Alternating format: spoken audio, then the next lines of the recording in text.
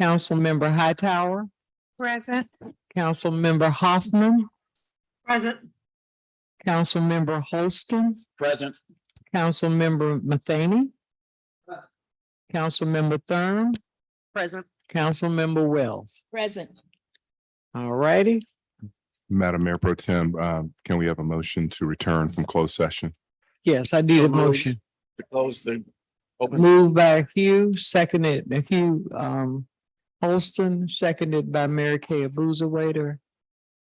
Can we do a voice vote? All in favor, say aye. Aye. Aye. Thank you. We'll begin the meeting with a moment of silence.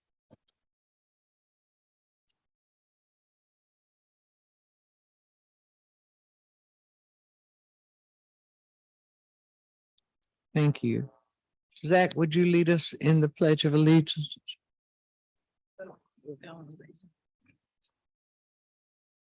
Pledge allegiance to the flag of the United States of America and to the republic for which it stands, one nation under God, indivisible, with liberty and justice for all. I want to welcome all of you to the Katie Dorset Council Chamber. Residents may sign up to speak by 6 o'clock by using the queue reminder kiosk just outside the chamber door. Please see the courier and they will assist you. The council procedure for conduct of the meeting. To provide an optimal experience for the public, council will verbalize motions and votes will be conducted by roll call, vote, and electronically. Each member of council must vote unless there is a direct conflict. We do allow for and welcome speakers to address council on agenda items. Council respects the right for the public to speak about matters of concern that may be addressed by council. Each speaker will be allotted 3 minutes. Comments that seem to be intended to incite unlawful behavior will be deemed to be out of order. Zoom participants are required to mute their microphones until called upon to speak. And I'll try to pay attention so I can see your hands if you go up. Zoning matters allow for 15 minutes presentation both for and against the rezoning. There is also a 5-minute rebuttal period for each side pro and con. Following the introduction of each case, if applicable, staff will make a presentation before opening the floor for questions from the council members, and the mayor will call on speakers of the, in this case, the mayor pro tem will call on speakers in the order in which they registered. And at that time, their lines account will be unmuted. All speakers should identify themselves with their name, just for the record. Once an item has been completed, the meeting host will remove speakers from said item from the Zoom call. Council will make a motion for a second to close the public hearing. The floor will be open for council deliberation and discussion. Motions and seconds to move an item should be entered electronically and voted on by roll call. The mayor pro tem will announce the vote result. The city of Greensboro is committed to promoting an environment that is free of discrimination, bias, and bullying. Thus, harassment, words, jokes, actions, or comments based on an individual's sex, sexual orientation, race, ethnic background, age, religion, physical condition, or other legally protected characteristics will not be tolerated. In order to be considered, written comments must be submitted online through the city website. We have a consent agenda for items G1 through G32, which are a grouping of agenda items that are voted on with one single vote to expedite what is believed to be routine and non-controversial items. Any council member may withdraw an item from the consent agenda due to a conflict of interest or for the purpose of voting no. Items removed from the consent agenda for discussion will be placed on the September 16th City Council agenda. Does any council person have items that they would like to pull out? Madam Mayor Pro Tem, yes, ma'am. I would like to pull out G2 G2, and G3. G3? All right. Lastly, depending on the length of tonight's meeting, we will take a short recess about 7:30. I believe that the public hearing for an ordinance for rezoning of 1007 Willard Street by on behalf of Feedgate Investment has been withdrawn, is postponed. So I need a motion from council to postpone this. Motion to withdraw Second. the application. Moved by Mary Kay Abuzarwaiter, seconded by Hugh Holston. Mayor Vaughn. Mayor Vaughn, Sorry, yes. Nancy Hoffman, Yes.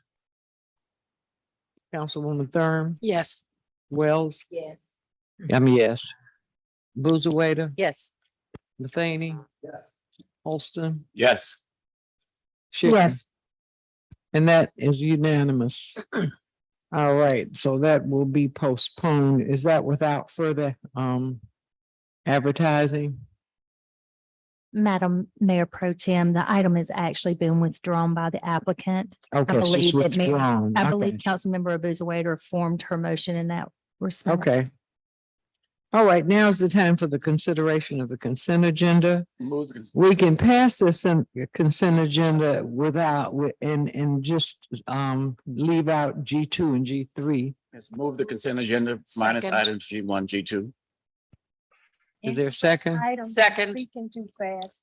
It's been moved by, Incorrect motion. The items are G2 and G3, not G1. I'm sorry, I amended G2, G3. motion is by Councilman Holston, the second is by Councilwoman Thurm. To accept the consent agenda in the absence of voting on G2 and G3. All right, council, Mayor Vaughn, Yes. Councilwoman Hoffman, Yes. Councilwoman Thurm, Yes. Councilwoman Wells, I'm a yes. Councilwoman Abuzarwaiter. Yes. Councilman Matheny. Councilman Matheny, get your hearing aid fixed. Councilman Holston, Yes. Councilwoman Hightower. Yes. That passes unanimously. All right, Sharon, you want to talk about G2 and 3? Yes, please. G2 is the resolution authorizing the grant application for the Edward Bond Memorial Justice Assistance Grant.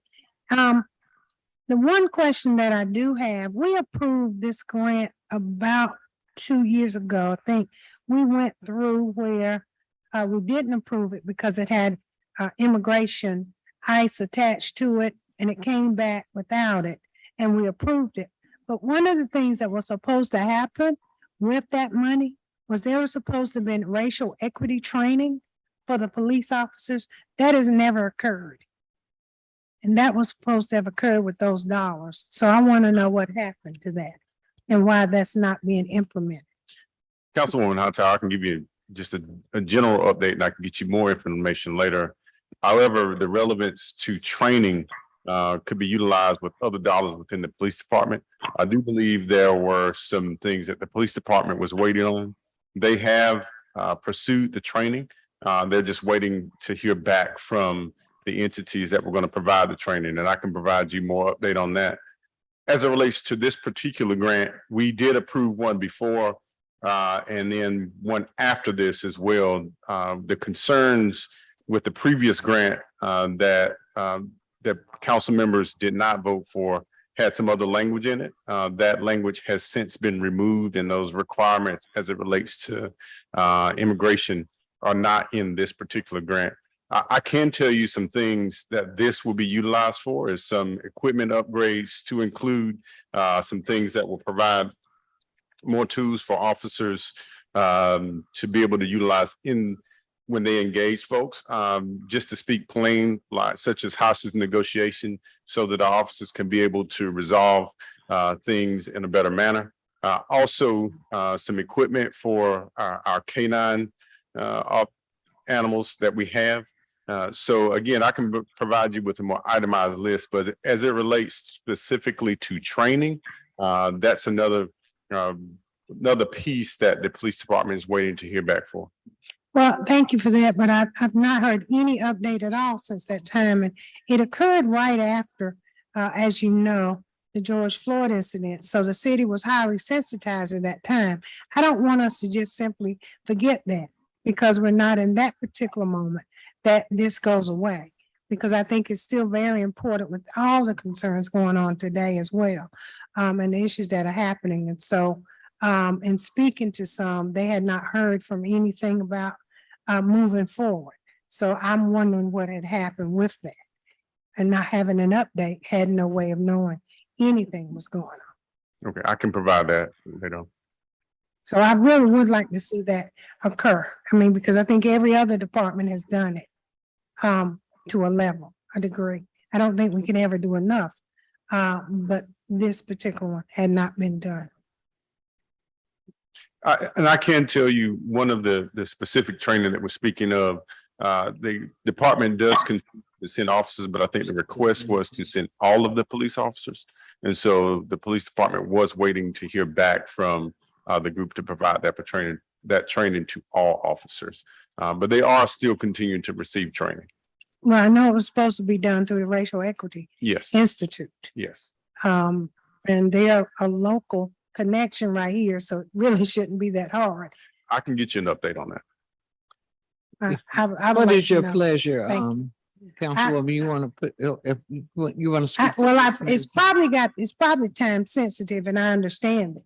And they always are when they come to council. Nothing ever comes here that's not ever time sensitive. So you really don't have time to ask and wait for an answer. What you can hope and anticipate is that it occurs. And I just know it's been 2 years since this conversation has happened from before. So I don't want it to be another 2 years. I would like to have an update by next council meeting. Yes, ma'am. Thank you. Yes, so Madam Mayor Pro Tem, what I'm hearing is that when these grant applications are done, yes, I do believe it is time sensitive, and if we could go ahead and approve, get that update and then discuss it further, should we need to. I'm a little concerned that if that's the case, that the company has not gotten back to you, that we need to do something about that and check in with them. So if you could get us an update on that, that'd be great. But I would like to see this move forward so we don't delay on the application. Yes, ma'am. And let me be clear. I don't want to put the onus on the company, but it is a heavy lift that we're requesting. We're not just requesting a small group. We're requesting all of our officers. So I'm sure that logistically they have some things to work through, but I'll get a full update for you all. Great, thank you. So can we Somebody go ahead has and to move make the a item? motion that we vote on these. Second, Moved by Councilman Holston, second by Councilwoman Buzaway. Mayor Vaughn, yes. Councilwoman Hoffman, Yes. Councilwoman Thurn, Yes. Councilwoman Wells. I'm a yes. Councilwoman Abuzawader. Yes. Councilman Matheny. Yes. Councilman Holston. Yes. Councilwoman Hightower. Yes.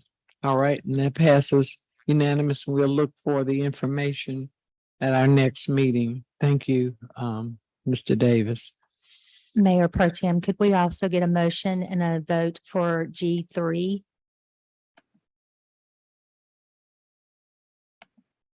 We need a motion for G3. No, it's a waiver and I'm gonna vote no because it's an MWB waiver. So moved on G3. Second,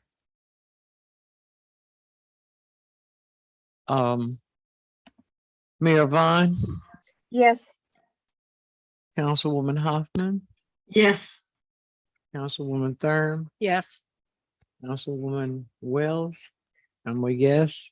Councilwoman Abuzawa. Yes. Councilman Matheny, Councilman Holston, Councilwoman Hightower, No. and that passes 8-1. All right. Now's the time for our public hearing agenda. Item H1 is a resolution authorizing an economic development incentive to Impact Data LLC. And we have 4 speakers on this item.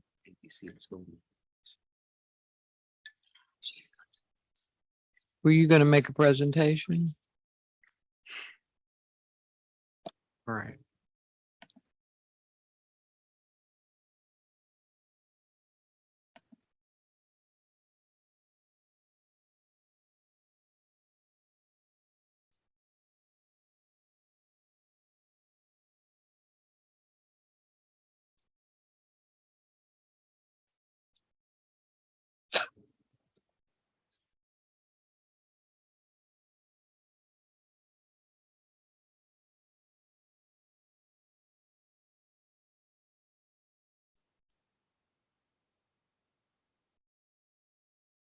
Are you ready?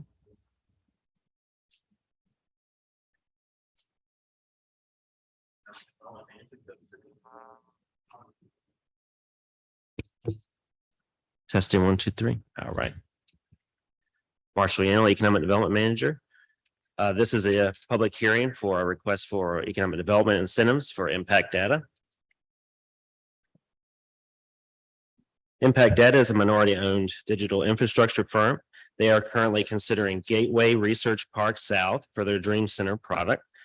The Dream Center is a mixed-use space consisting of a data center, higher education innovation center, and community and workforce development co-working flex space. Gateway Research Park Board and the A&T University have also submitted letters of support for this project, and that's attached in the agenda packet. The project will result in a capital investment of $108,500,811 and 28 jobs over a 4-year period. The average wage of those jobs is $60,714, and none of those jobs would pay below $15 an hour.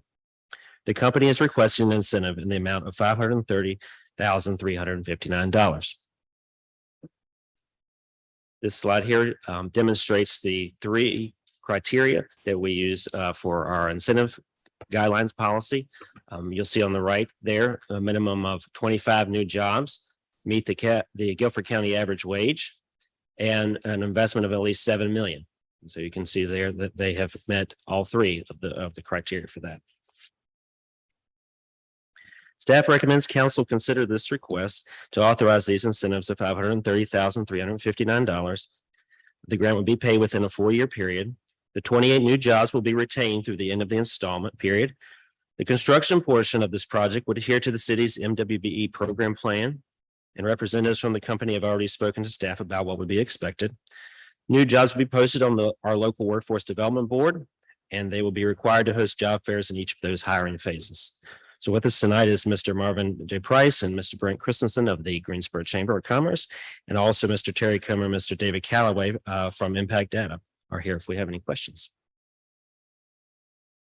Thank you. I do have one quick question for you, Marshall. Just going back 2 screens, looking at the compensation versus the target, that was at almost not forward 1 there. Is that, are those wages or is that the total compensation package? Line 2. That's the average wage. So their average wage of the 28 jobs would be $60,714. So the Guilford County average wage currently is $53,000. And then total compensation would be on top of that. The benefits, X, Y, Z. Yeah, all the jobs will have benefits, Right. full-time. These are full-time equivalent jobs with benefits. Okay, thank you. Okay. So I have a question. So you always encapsulate our average wage. Nevertheless, and I see it says no job below 15. That's What is the lowest job paying?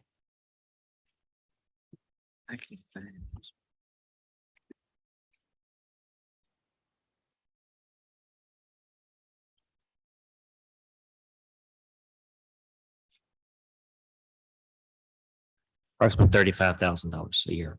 35,000. 35, so it's over 15, which is Yes, ma'am. what we need to have happen. And so I understand this, it's gonna be something that's been different than been done across in other places before. It's tied really more to an HBCU area where they're bringing the jobs, and that's great. The jobs pay well. But before this begins, there's not been any community outreach. Because this is in my back door, and I'll be very transparent about that. There is an MOU with the neighborhood that says that they would be made aware of any impending construction and development. Okay. And we understand 75 acres have to be developed over there, and that's fine. We would just like to be on the cusp of knowing what's happening there and have some community engagement around this and how it will impact the area. I think it probably will be very good. It'll be a compliment to the current businesses that are there in the area, and the East is growing, certainly in District 1. But I would like to see that occur. So Yes, I ma'am. appreciate them bringing the economic development to the area, but I do want to make sure Yes, ma'am. We'll that make sure. there that- is community engagement with the neighborhood and the surrounding area, so people are aware Yes, ma'am. We'll of do that. this. Okay, thank you. Okay, I'm gonna call Marvin Price, followed by Brent Christensen, Terry Comer, and David Galloway.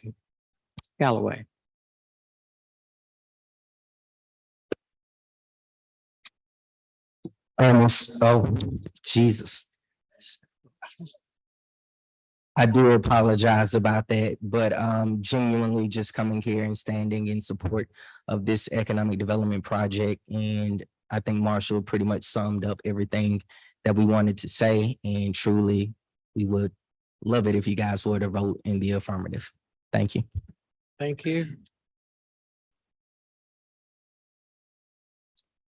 Good evening. If I could just say a couple of words. It's good to see you, Councilwoman Hightower. This is an innovative product to bridge the digital divide, but also bring meaningful connectivity to the city of Greensboro that attracts large enterprise clients. In partnership with North Carolina A&T, this would deliver innovation space for the university at no cost. And so we created this model, and this and so we're excited to potentially bring this here, but this incentive package is a big part of our decision-making process. So we hope you guys give that strong consideration, but really appreciate the time this evening. Thank you. Thank you. So David, can I, you can answer either one. David, so yeah, well, the digital divide, when you talk about that, how is it going to connect in certain areas where it typically don't have those advantages? Sure. When we bring this level of connectivity to a community, you're talking about research level connectivity for North Carolina A&T. There are opportunities to then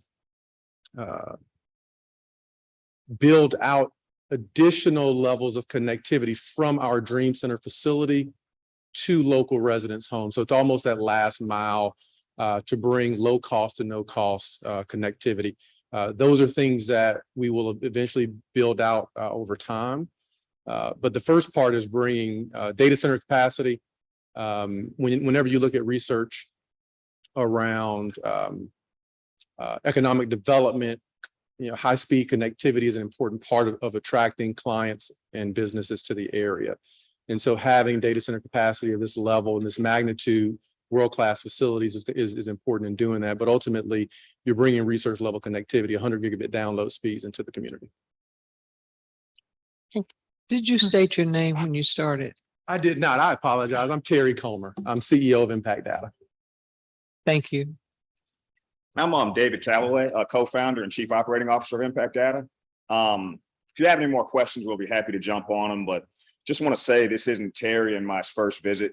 It is our first time getting to engage with the public sector in this manner. So really want to thank you all on behalf of our company and us personally, the folks at the Chamber of Commerce, the city, A&T, everyone's been great.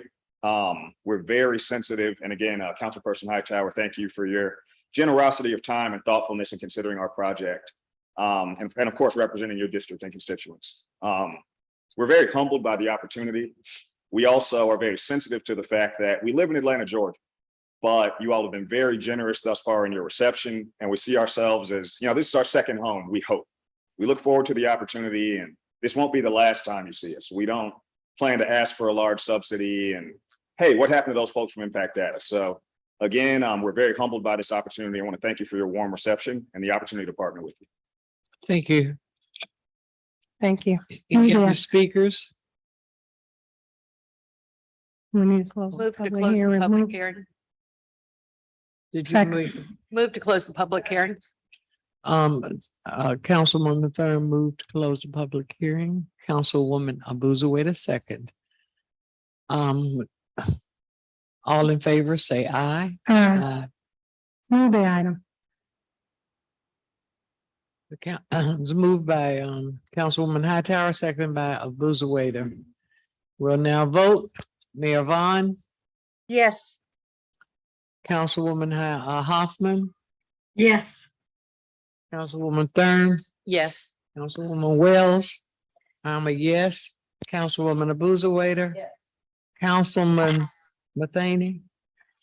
Councilman Holston, Yes. Councilwoman Hightower. Yes, And that is unanimous, nine votes. thank you. Welcome to Greensboro. Thank you all. Thank you. You need to come on and move to Greensboro instead of Atlanta. Make Greensboro your first home. Something.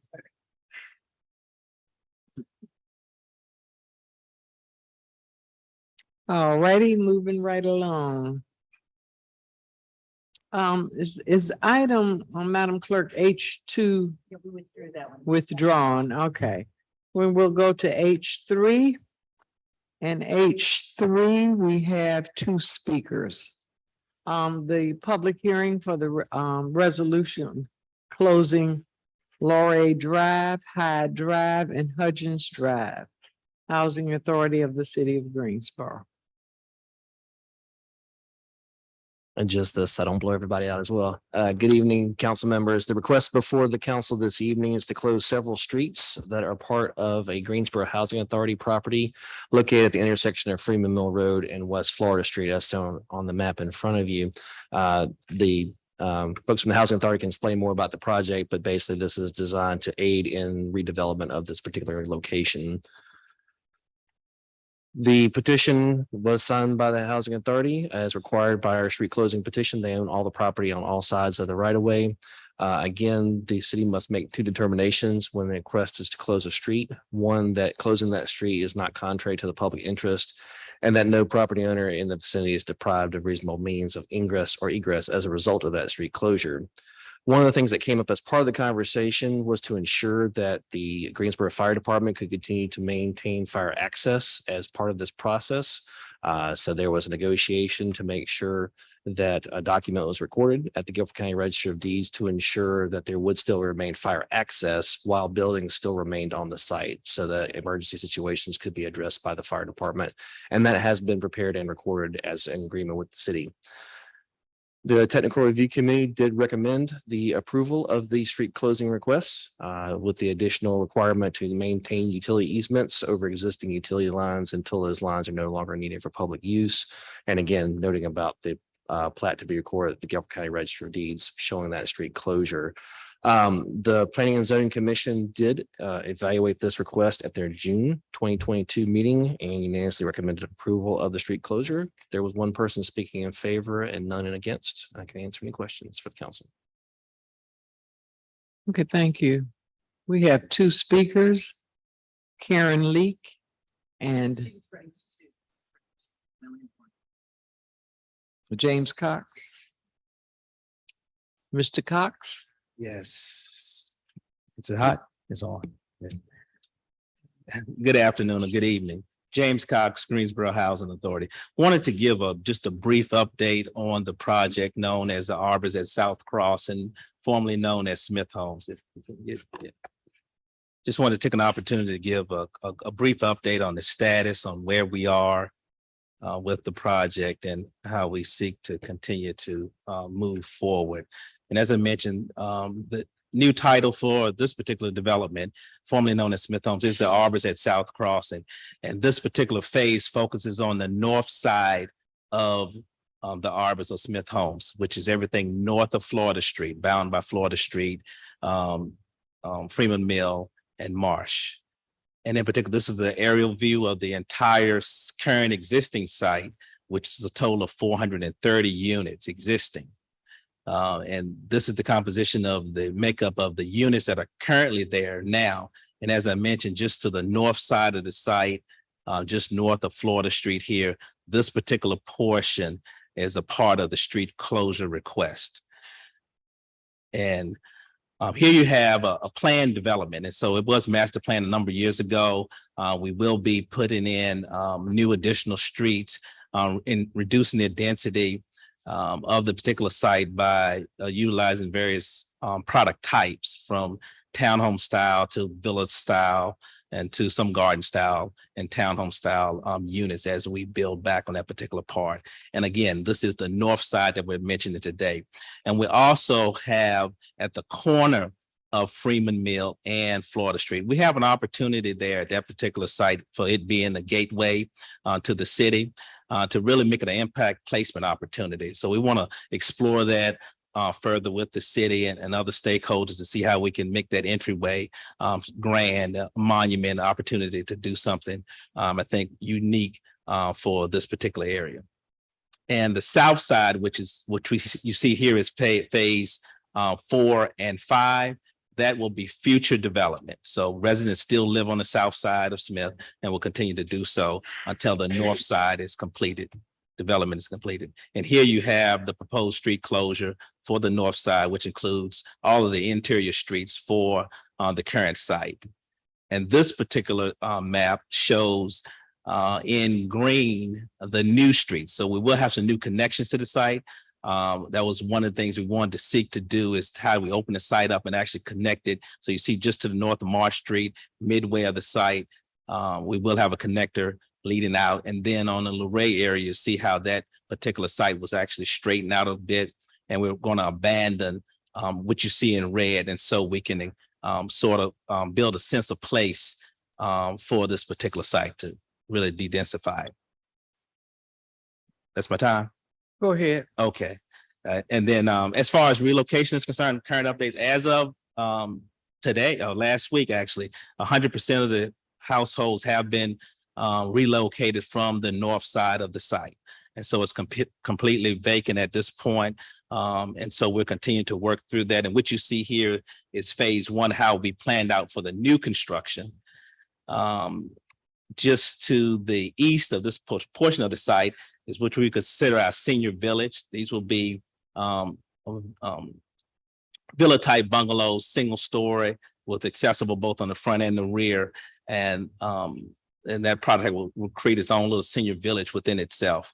And then just in the center of the site, which we consider phase 3 building, you will have an opportunity there for families, as well as a green space that you can see there that we're going to connect on this particular site. So we have a lot of opportunities to really open the site up, really opportunity how we work with technology, and really we seek to make this a smart community. And so we've been working with various stakeholders and doing such as well. And not just to bridge the digital divide, but to eliminate that divide and make an opportunity. So a portion of Smith Homes will remain for now until the north side is built. Then once we finish the north side, we have opportunity, some residents will move to the north, repopulate, and then we'll be able to relocate the south. And you have relocated, help people relocate. That was a question that came to me from somebody, and I said, I'm sure they did, but I'll just repeat it. You have relocated folks. We have relocated, and it's 236 households that are currently relocated in this current market. It was a challenge, but we made it through. Thank you so much. All right. Thank you. Any questions? Any questions? Yes, ma'am. James, thank you for that. That's gonna look so much better over there. Mhm. You're right. But I want to dispel something. You know, everywhere I go, people say UNCG by Fort Smith Homes. Will you please dispel that myth? I don't know where it arose from. Where's but the it- camera? I'll say it to directly to everyone. UNCG is not purchasing Smith Homes. It will remain in the development ownership of the Greensboro Housing Authority through various entity and development entities that we will have. The new name will be the Arbors at South Cross, in which we will be the primary developer and in some cases partnering with various developers. Yep, Thank you. as needed. Thank Yes, you. ma'am. Zach Matheny. Mr. Cox, this is probably one of the most exciting projects I've seen in a while, quite frankly, in the way that you helped the folks living there find and relocate somewhere else. Is impressive because you had a lot of folks over there, and I think you have an opportunity to do something really special for this area and as a gateway for Greensboro. Mhm. I would also say that you have some other properties that the city would love to partner with you on. That I hope you'll give great consideration for those properties as well in the future. Absolutely. Absolutely. Oh, I'm sorry. Sharon and then Dr. Wells. Yes. The balance of my question. So we talked about that, but I also heard what you said about the property that you have on the corner. You're right. We're on a gateway into the Yes, city absolutely. corridor Mhm. of Greensboro. And so we have an opportunity there Mhm. as well to develop, have you all develop and work with us Absolutely. to develop something that's going to be attractive. But also I think will bring attention to uplifting that area. As you know, that area has been down for quite a while.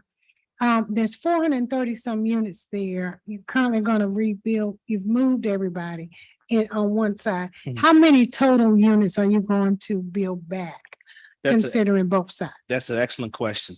Right now, to the north side, we had pretty much it's 1-for-1 for the north side right now. The south side, will continue to master plan it. We have an opportunity. Well, let me say this, we're not going to lose any subsidy. The 430 units, Mhm. 430 subsidized units. So that subsidy dollar, which helps support rent, if it's not built back on the Arbor site, it will be transferred to other properties, the other site. So I want to make that clear. So we're not losing subsidizing units. That's number one. Number two, the south side of the street, we're still in the process of master planning because we have an opportunity to do some unique things. And we've been working with Parks and Rec and Wiley Elementary, the Carl Center, and making that connection. And we're purposely master planning that connection. And then how we relate to the homes on the eastern side of us and the product type that we build back there. We wanted to make it comparable so we could have the opportunity for sale. We could have the opportunity, of course, for some rental, but it all depends on the product type that we build back because we are de-densifying the site. And so we'll be able to not necessarily lose the amount of units, but by using various product types, by going up, in some cases 2 or 3. And like for the senior site, it's all one level, but on another level, we're gonna build back townhome units. And in some areas, it's gonna be a little more dense, where it's garden style, where it's 3 stories. And so we'll be able to get some density in some pockets, in some areas. And so, but we're not seeking to lose any units, at least, and not you lose any subsidy. But we're being real careful and mindful on how we build the product back so we don't create the density feel that we have over there right now. Right. When you ride through the site, you feel it's real tight and dense, and that's what we're trying to eliminate that. And by opening up the site, so we got a lot of opportunities, as you can see. Won't go into details. We can do this all the time. You know how we open up, put a park in the center, and we're able to, from where our management office is now, we'll be able to see all the way to Marsh Street. So we'll be able to see across, 15 acres of site, because we open up the line of sight We put in doing a lot of different things from a security standpoint to opening up with lighting and open up the site and open spaces, an opportunity to create some unique features, especially with the topo, the way it kind of drops down. Yeah. Did I answer your question?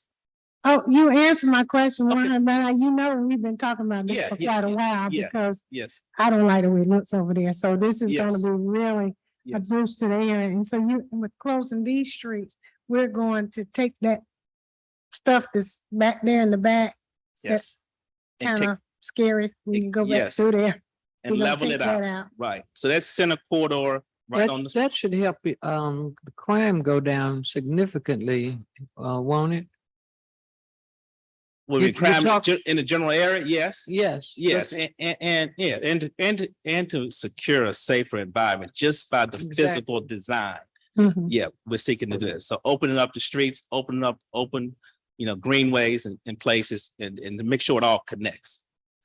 And you lighting, is the lighting going to be? Absolutely. Okay. Lighting is a huge piece, and how we not just our street lighting, but some of the interior lighting along some of the walkways and pathways. How about cameras? Oh, yeah. So yes, I'm not gonna call a particular brand, but we're working with You some don't have to vendors call it now. brand, but that's helpful too. Yes, Thank you so much. yes. And when do you anticipate construction? Dr. Oh, Wells. Excellent Next. question. Relocation, demolition will start with this quarter. Infrastructure, we're planning to go out to bid for infrastructure, the latter part of this is November, December, or January out to bid. And so infrastructure construction will start first, second quarter of next year. And then vertical construction will start in some phases the latter part of next year. Because we have Dr. to Wells. secure financing and get things. That was the question I was gonna ask. Yes, What's your ma'am. projected date of completion for? Yes. for, phase one? Yeah, so the north side of the street, which is, you consider phase one of site A, is broken up into 3 different components. Right now, phase 2 and 3 are funded. And so we're moving forward with the financing package as far as we receive tax credits, 4% tax credits on those. And so phase 1, which is the Freeman Mill, close to Freeman Mill side, we still have to get that particular deal funded. Yeah, so we didn't receive the 9% last year. So we're seeking whether we can go back again or do something different. Thank But you. we do have to get the infrastructure funded. Mhm. And don't forget MWB, you know me. I got Working you. on that. Yes, yes. All right, I'll entertain a motion. So Moved by Councilman Hightower, second by Dr. Wells. Thank you. Mayor Vaughn, I can't get you and can't see you on the screen, but if you are Councilman Hoffman has a question or want to make a comment, there you are. I see you now, but I couldn't get you. Okay, Mayor Vaughn. I have no questions. Okay. Are you would ready for a vote? Yeah, I'm ready for the vote. I'm a yes. Councilwoman Hoffman, Yes. Councilwoman Thurn, Yes. Councilwoman Wells. Yes. I'm a yes. Councilwoman Boozawader. Yes. Councilman Matheny, Councilman Holston, Yes. Councilwoman Hightower. yes, And that passes unanimously, a 9-0 vote. Thank you. All right, our next item is H4. It's a public hearing for an ordinance annexing territory into the corporate limits for property located at 231 Ritter Lake, 151 Wolf Trail Road, and 151-ZZ Wolf Trail Road, 36.44 acres. Randall Stone, Sylvia Stone, BMS Investment Properties LLC, and Bailey Thurloway. And item H5 is a public hearing for an ordinance for original zoning for 231 Ritter Lake Road, 151 and 151-ZZ Wolf Trail Road, Cranford Road, and McCall Place rights of way, and a portion of Ritter Lake Road right of way. Mike S. Fox on behalf of BMS MS Investment Properties LLC, Randall L. Stone, Sylvia Stone, and Catherine Thurlaway. And we do have two speakers on this item. You want to go first? Yes, thank you, Mayor Pro Tem Johnson. Again, the request is to annex the property into the city's jurisdiction and establish city zoning. The current zoning is County AG Agricultural, and the request is for city CDR7 Conditional District Residential Single Family. North of this request is currently zoned County RS30, and further to the north, city CDRM26 Conditional District Multifamily and city CDRM18, also Conditional District Multifamily. East of the request is zone County RS30 Residential Single Family, City CDRM18 Residential Multifamily, and City CDCM Conditional District Commercial Medium. South of the request is currently zone City CDLI Conditional District Light Industrial, and west of the request is County AG Agricultural. The subject property currently contains several single-family dwellings. North of this request are single-family dwellings and multifamily dwellings further west, or excuse me, further north. East of the request is undeveloped land and a religious assembly use, as well as retail and multifamily dwellings. South of the request is currently undeveloped, is designated for future industrial development, and west of the request contains single-family dwellings and undeveloped land. This property is designated as residential on the future land use map of the comprehensive plan and as urban general on the future built form map. This is a conditional zoning application, so these are the conditions that were offered by the applicant and advertised as part of this hearing. Staff has concluded that this original zoning request does support the comprehensive plan's creating great places goal to expand Greensboro's citywide network of unique neighborhoods, offering residents of all walks of life a variety of quality housing choices, and the building community connections goal to maintain stable, attractive, and healthy places to live and raise families. The proposed city CDR7 district does allow residential development that is compatible with the existing residential and non-residential uses that are located on adjacent tracts, and staff is recommending approval of these requests.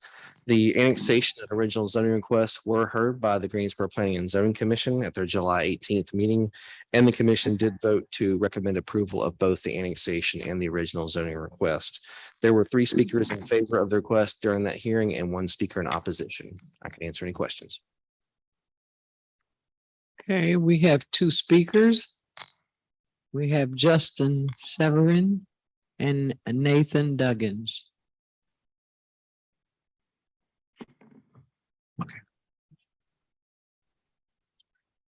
Good evening, Nathan Duggins Evening. here on behalf of the landowners and Bridge Tower homes.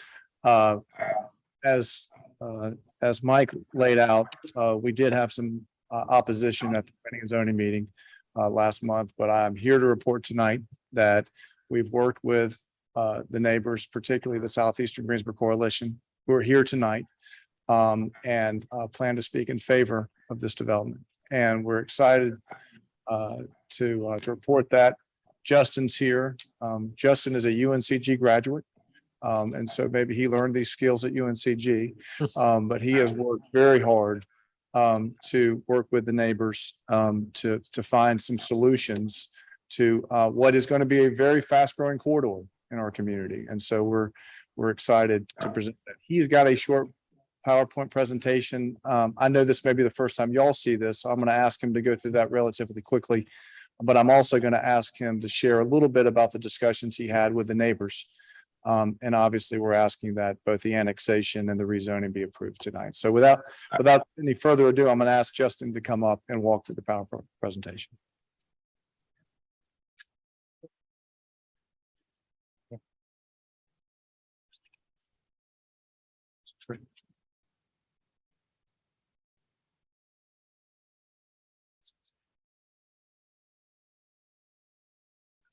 There we go. Do I have control over that?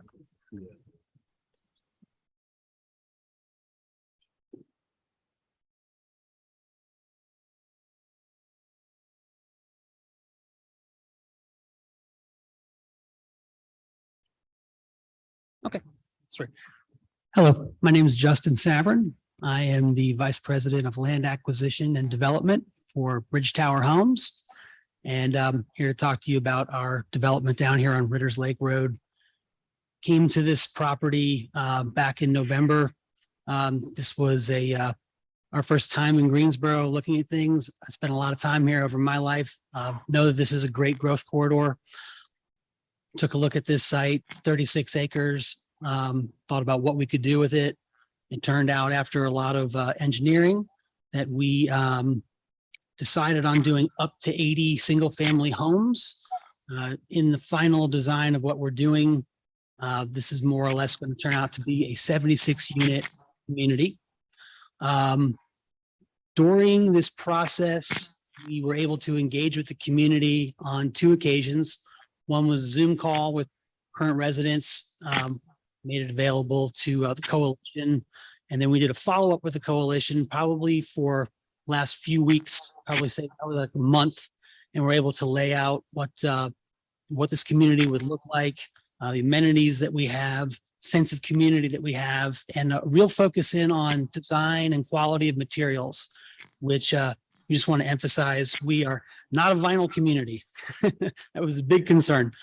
We are a cement board community, but more than that, high quality materials, real sense of community in what we do. We have a lot of families that live here, young professionals, retirees live in this community.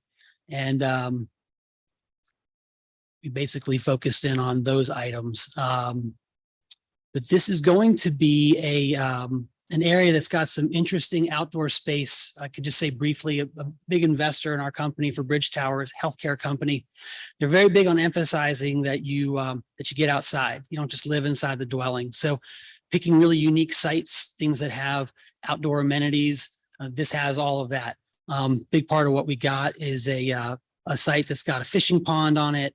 We've got a site that's got walking areas on it. It's an accessible community, very close to commercial, and very much, I would say, quality-wise on par with the existing multifamily that's in the area. But we are not a multifamily company. We are a residential company, and I think that we are probably, I would say, a higher quality of what's there, something that will last long-term in this area.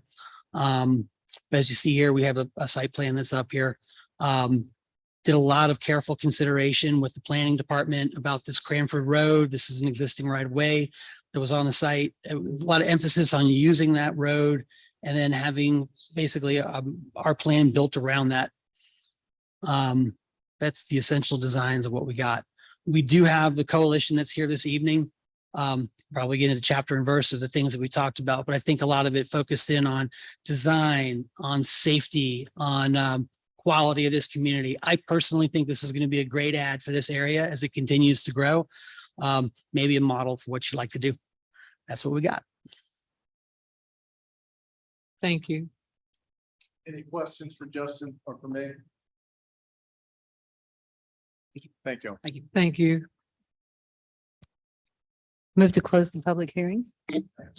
Were we gonna hear from the coalition? Oh, Do we have more they speakers? just didn't sign up. I'm sorry. They didn't sign up. What?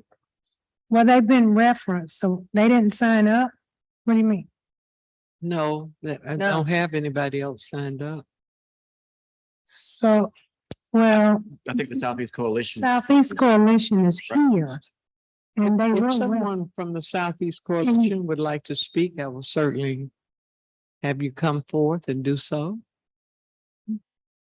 Crystal? Go right ahead. Crystal Black, 1120 High Stone Drive. Thank you, Councilmember Hightower, for recognizing us. We do want to say that we do support this development. This is a model that I believe developers should come into the city and choose to work with the community the way that they have done.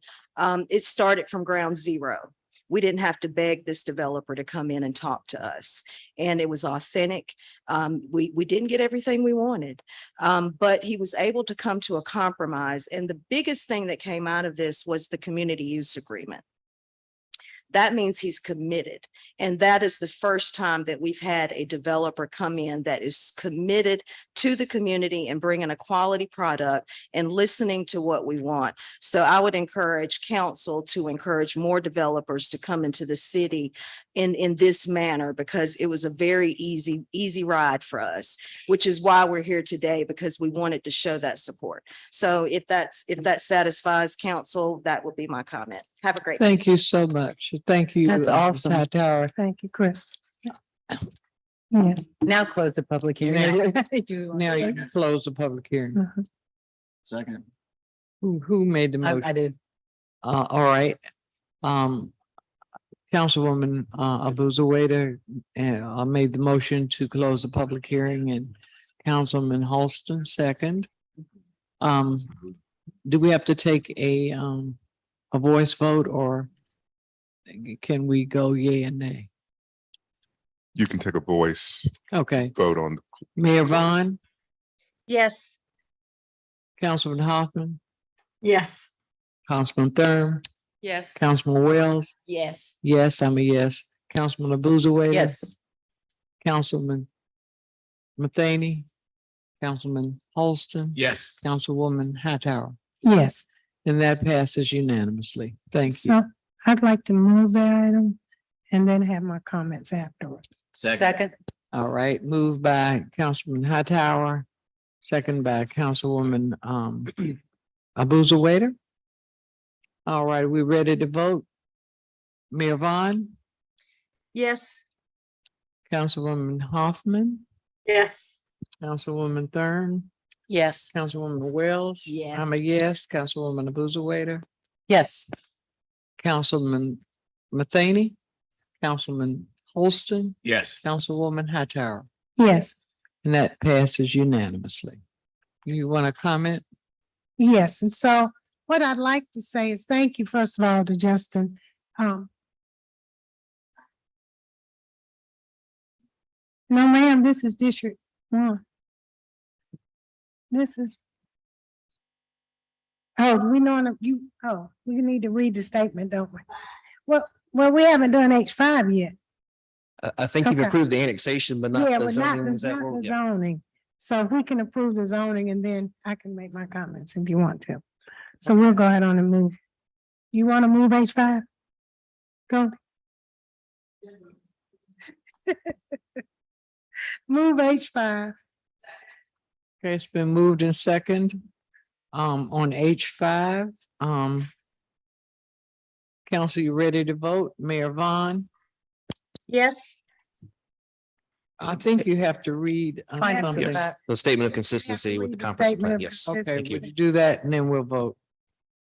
Okay, the zoning amendment statement by the city council. The Greensboro City Council believes that its action to approve the original zoning request for the properties described as 231 Ritters Lake Road, 151 Wolf Trail Road, 155 ZZ Wolf Trail Road, Cranford Road, and McCall Place rights of way, and a portion of Ritters Lake Road right of way from County AG Agricultural to City CD R7 Conditional District Residential Single Family 7 with conditions to be consistent with the adopted GSO 2040 Comprehensive Plan, and considers the action taken to be reasonable and in the public interest for the following reasons.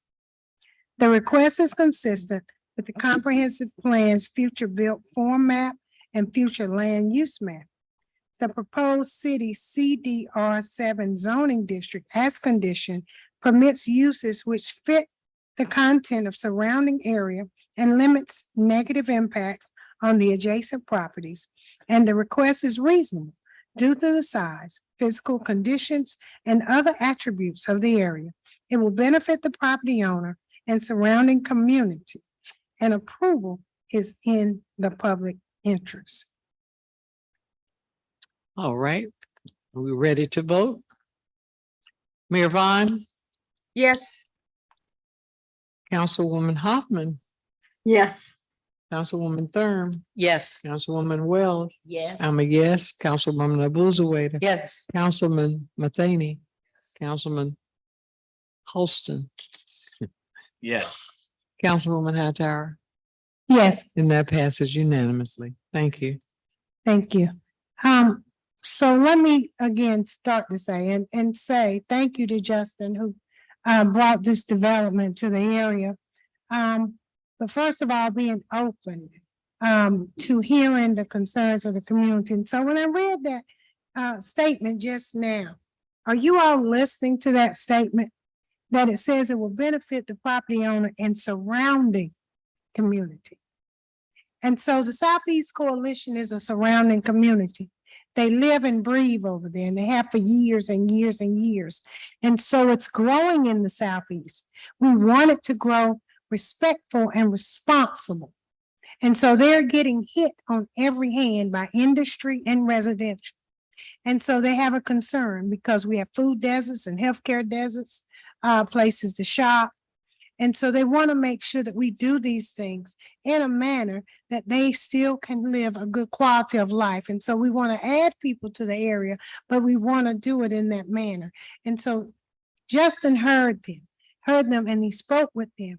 But the biggest thing that came out of this was the community use agreement that says, I hear you, I've agreed to such things, but it has started a relationship, I think, and a bond that will form for quite a while. And I do wish other developers would listen and look at this example, because I sit and look at that zoning meeting like I did last night. And some of my zoning people sitting on that commission up there don't look at one side of town the way they look at another. And that is not equity. And we need to develop more of that in these communities and understand, the surrounding community, they're the ones that's got to drive there. It's not just the people in the 600 feet next to this development. It is the people who have to drive up and down the street to go to work, to go home, to go to various places, and they have to look at these properties. They don't want to see anything that looks raggedy, that over time doesn't sustain and hold up. And so the conversations they've had are valid. They don't need to be dismissed. And I appreciate you not dismissing them and being willing to meet them.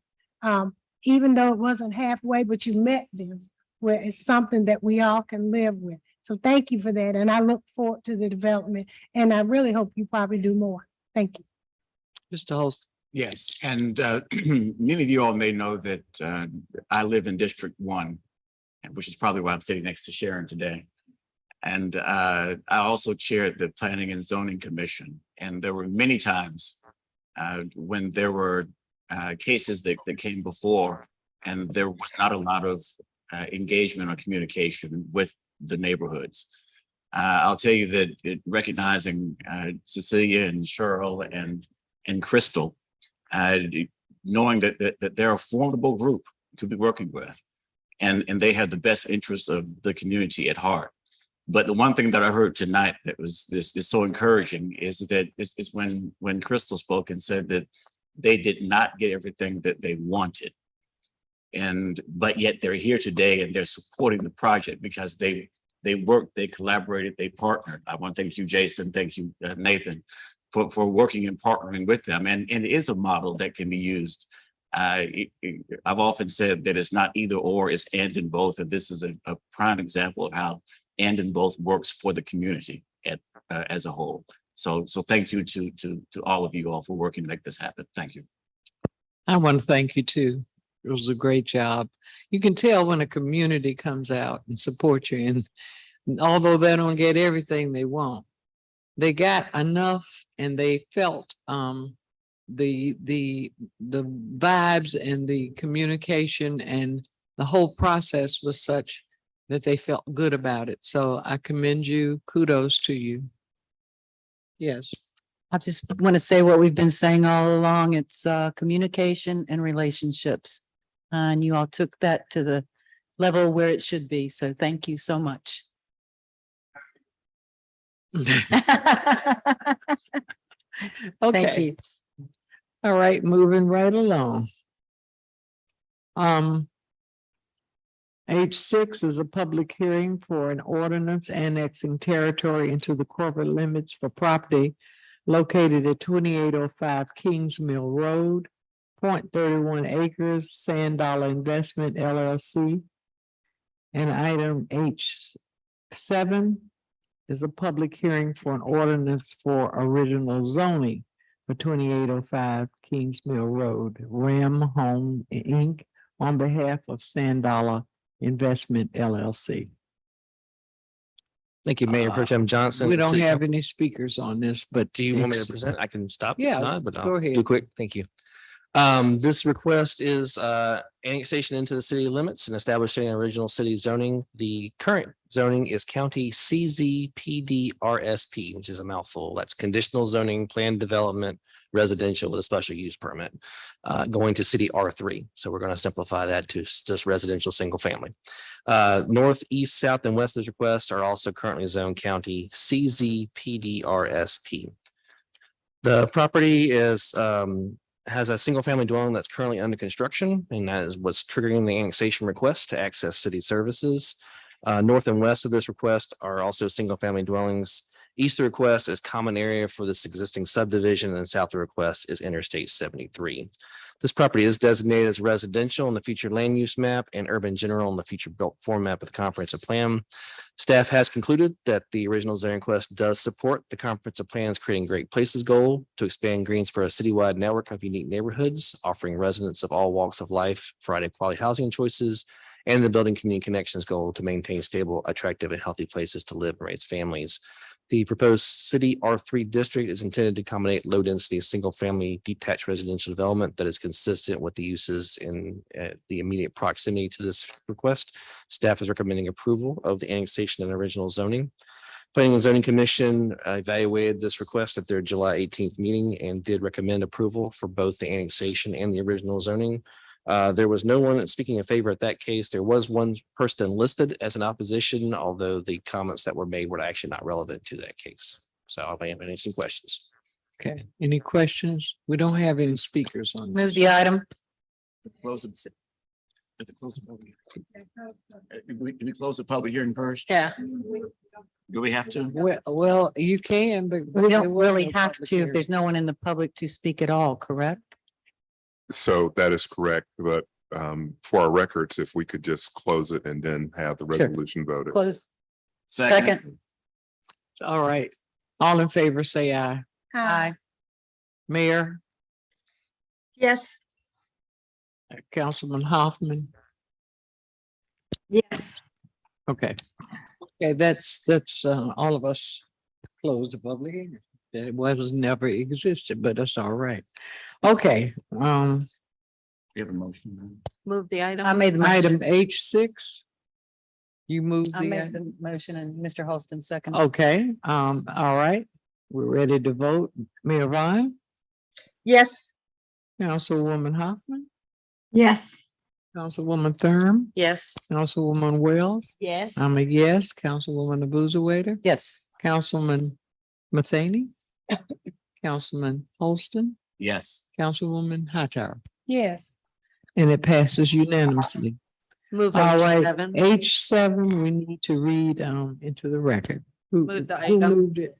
You moved it? Who moved it? Okay, Councilman Thurm and then Councilman Wells seconded. All right, go The right. Greensboro City Council believes that its action to approve the original zoning request for the property described as 2805 Kings Mill Road from County CZPD RSP to City R3 to be consistent with the adopted GSO 2040 comprehensive plan, and considers the action taken to be reasonable and in the public interest for the following reasons. The request is consistent with the comprehensive plan's future built format and future land use map.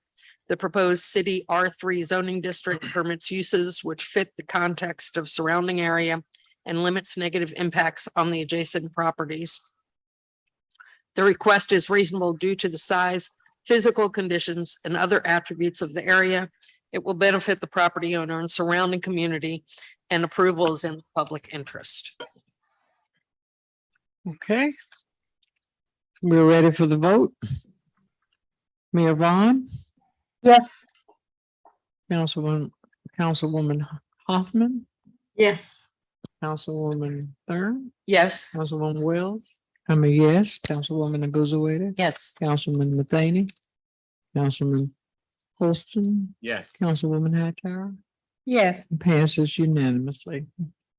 All right, moving along. H8. There is one speaker two speakers for that. Okay.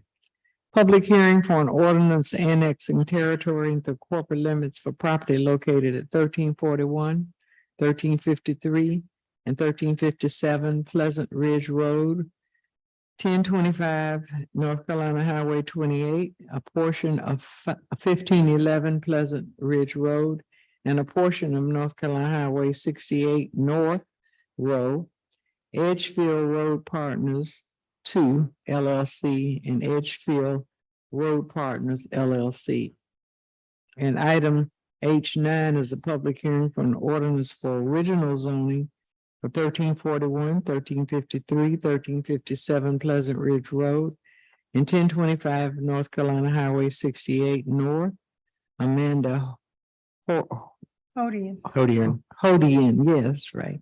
For Edgefield Road Partners LLC and Edgefield Road Partners 2 LLC. And item H10, public hearing for an ordinance for original zoning for portion of 1511 Pleasant Ridge Road and a portion of North Carolina Highway 68 North Ridge of Way, City of Greensboro. There are additional conditions to be presented by Mike Kirkman. All right. Thank you, Mayor Pro Tem Johnson. There's a lot going on in this map, so I apologize, but there is a request for private property that's located on Pleasant Ridge Road at its intersection near Highway 68. As a result of that request, there is some intervening non-taxable state-owned property that will also be coming in as part of this request. So we'll have the annexation for all of this and then 2 original zoning requests, depending upon which piece of property we're referring to.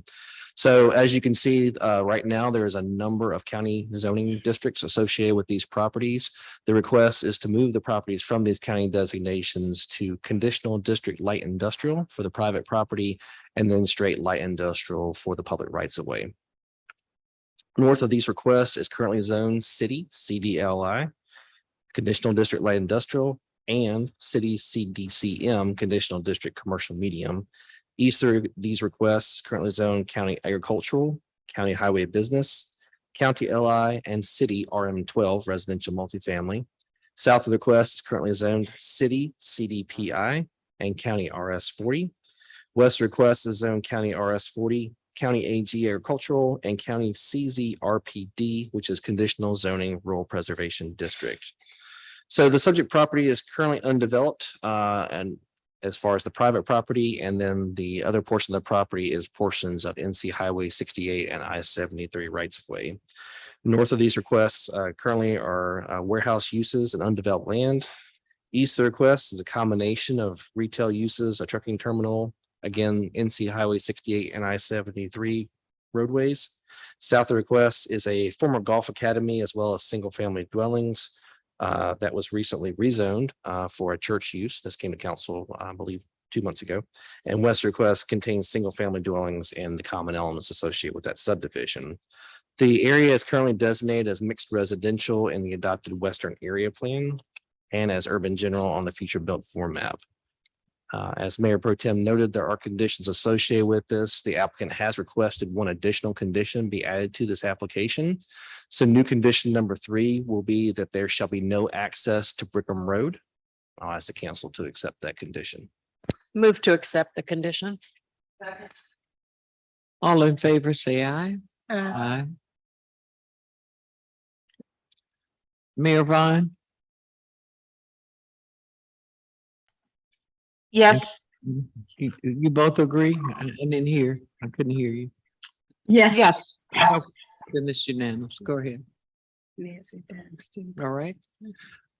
Staff has concluded that these original zoning requests do support the comprehensive plan's growing economic competitiveness, big idea. to build a prosperous and resilient economy that creates equitable opportunities to succeed, and the prioritizing sustainability goal to build economic resilience, expanding the local economy's ability to withstand and adjust to disruptions and changes at the regional, national, and global scales. The proposed CDLI and the LI zoning districts allow a variety of warehouse, distribution, and limited manufacturing and assembly uses, which in their normal operations have little or no adverse impact upon adjoining properties. Staff notes care should be taken with respect to building orientation, materials, height, and visual buffers to ensure appropriate transitions to the nearby lower density residential uses, and staff is recommending approval of these requests. The Planning and Zoning Commission reviewed these requests at their July 18th meeting and did recommend in favor of the annexation and the two original zoning requests. At that hearing, there was one speaker in favor of the request and two speakers in opposition. Answer any questions.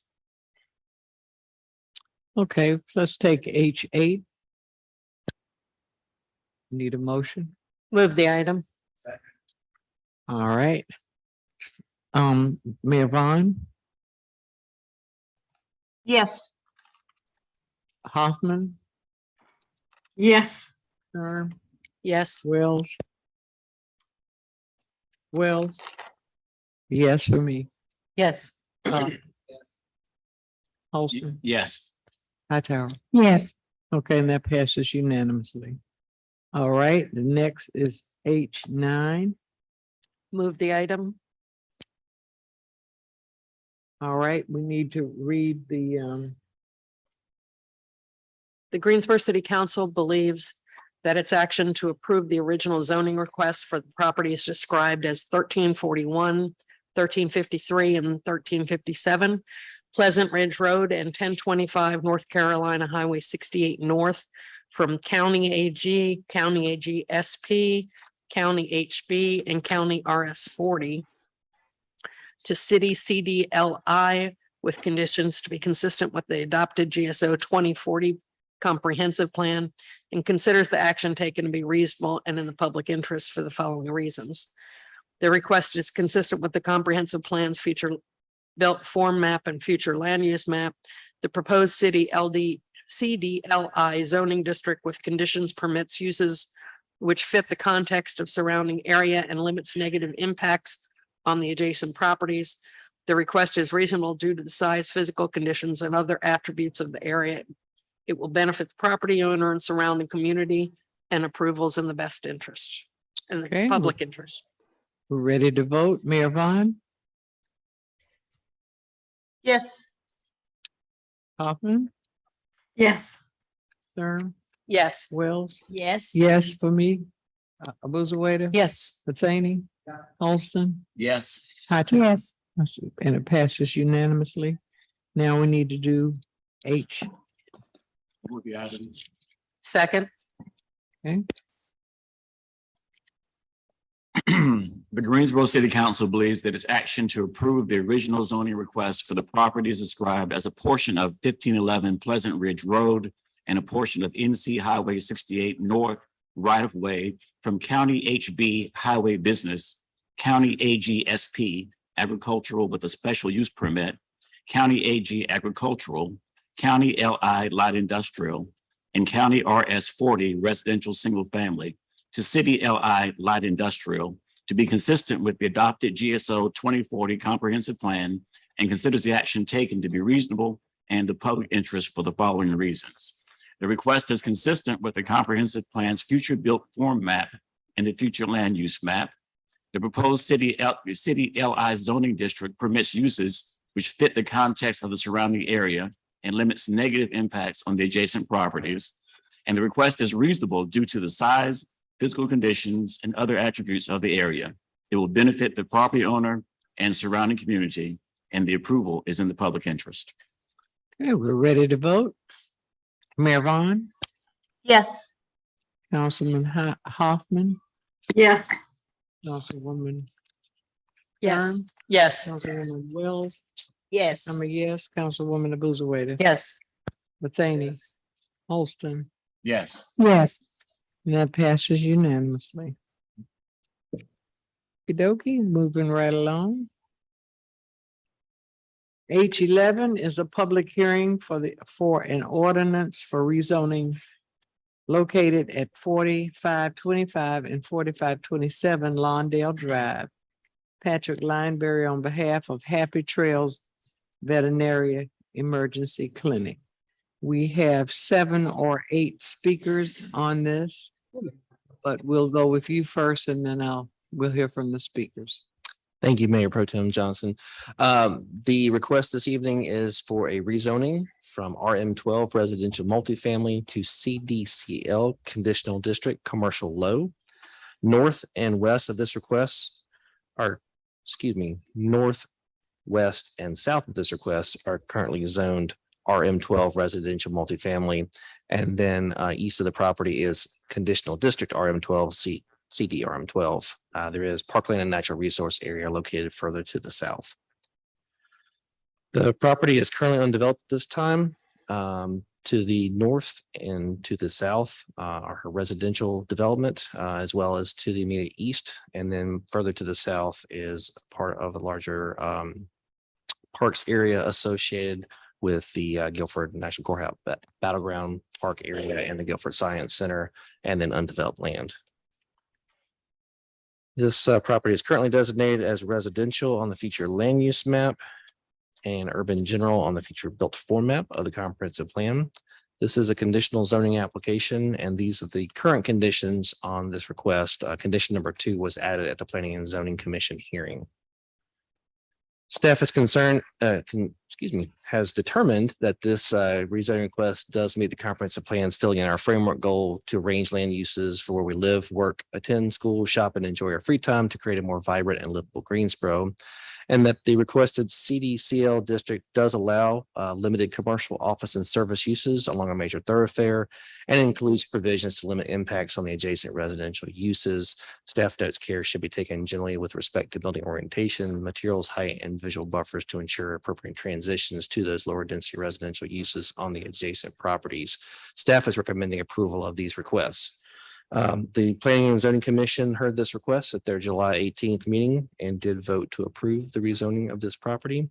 There were 3 speakers in favor and 5 speakers in opposition. I'm not going to answer any questions. Okay. We're going to take our speakers. We're going to take all those in favor first, and then we're going to take those who are in opposition second. Nathan Duggins, Lee Whitley, Kelly Gebhardt. Want to speak?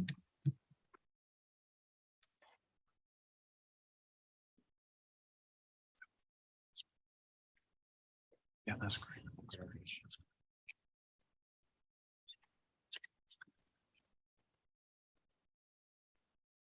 It's Nathan. I'm right here. I'm Oh, sorry. okay. I'm sorry too. Mayor Pro Tem, I I just- just wanted to get the PowerPoint. That's up. all right, honey. Right here. Good. This is great. Good evening again. Nathan Duggins here on behalf of Happy Tales Veterinarian Practice and Lee Whitley, who is the property owner at this site. I've got the site plan up on the screen here. I want to speak to that briefly in a few minutes, but I wanted to kind of outline for the council what we'd like to present tonight.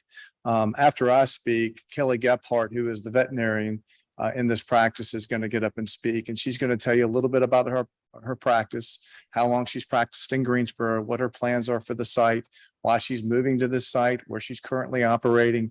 You'll hear a lot from her. We've got Frank Chapman, who is also here. Frank works with Davey Construction. He's going to talk about the efforts they've made to design the site in a way that is least obtrusive into the neighborhood. Talk about, if you can, and you can see it on the site plan, what types of, there's some woods that'll be left in the back. Also a nice buffer on the northern edge of the property. Mr. Kirkman put up the conditions. I won't walk through those again, but maybe we'll speak to them when I close. We did add as a condition an opaque 6-foot fence that runs about 430 feet down the northern edge of the property. I want to spend a little time too talking about our interaction with the neighbors, which has been robust. It unfortunately did not land in the same place that we landed in on the bridge tower matter. It wasn't for a lack of trying on both sides. I think we've got a situation where we've added some conditions. I've talked to our client about things we can do to improve or to soften the impact of the development. But ultimately, I'd like to, and I'm going to ask Dr. Gebhardt to come up here in a second. I'd like to leave the council before I ask her to come up with this thought. This is currently zoned RM12. This is not zoned single family. So we're not moving from residential single family to commercial low. We're moving from RM12 to commercial low with a number of conditions. So as you hear the speaker speak tonight, and I'll come up and summarize, I would like for the council to remember that as we go through the presentation tonight. So with that, I'm going to ask Dr. Gebhardt to come up and introduce herself and talk a little bit about what her plans are for the site.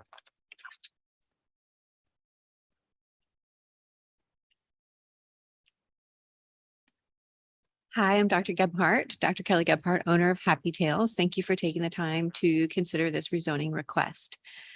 There are going to be some things points brought up by the opposition that I think is very important from my experience to explain the dynamics in the current situation in the veterinary profession.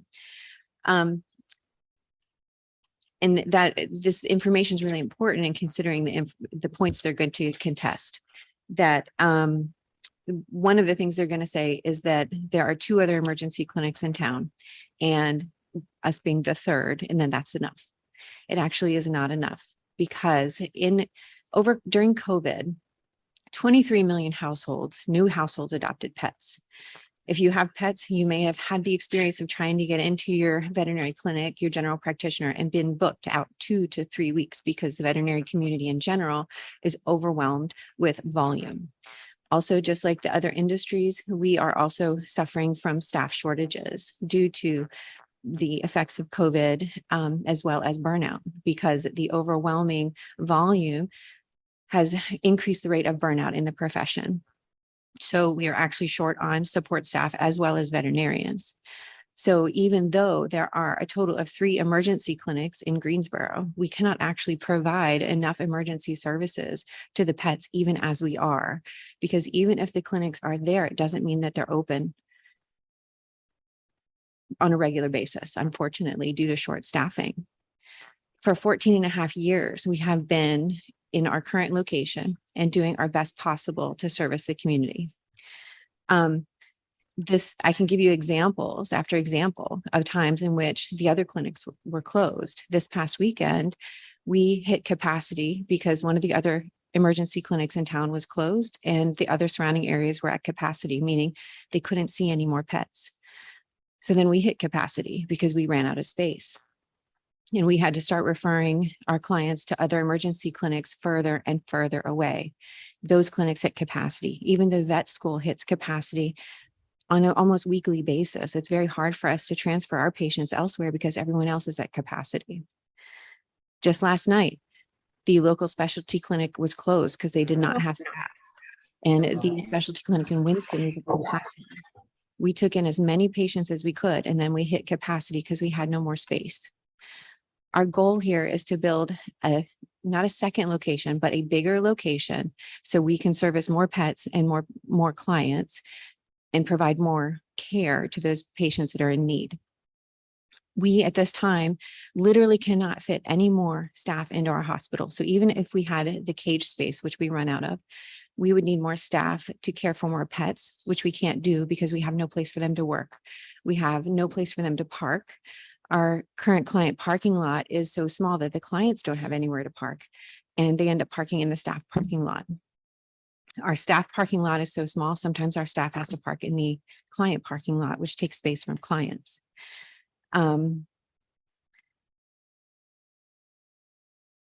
during COVID, we actually no longer have functional exam rooms in our current building because during COVID, in order to maximize the amount of space we could utilize in our building, we converted our exam rooms into functional hospital space.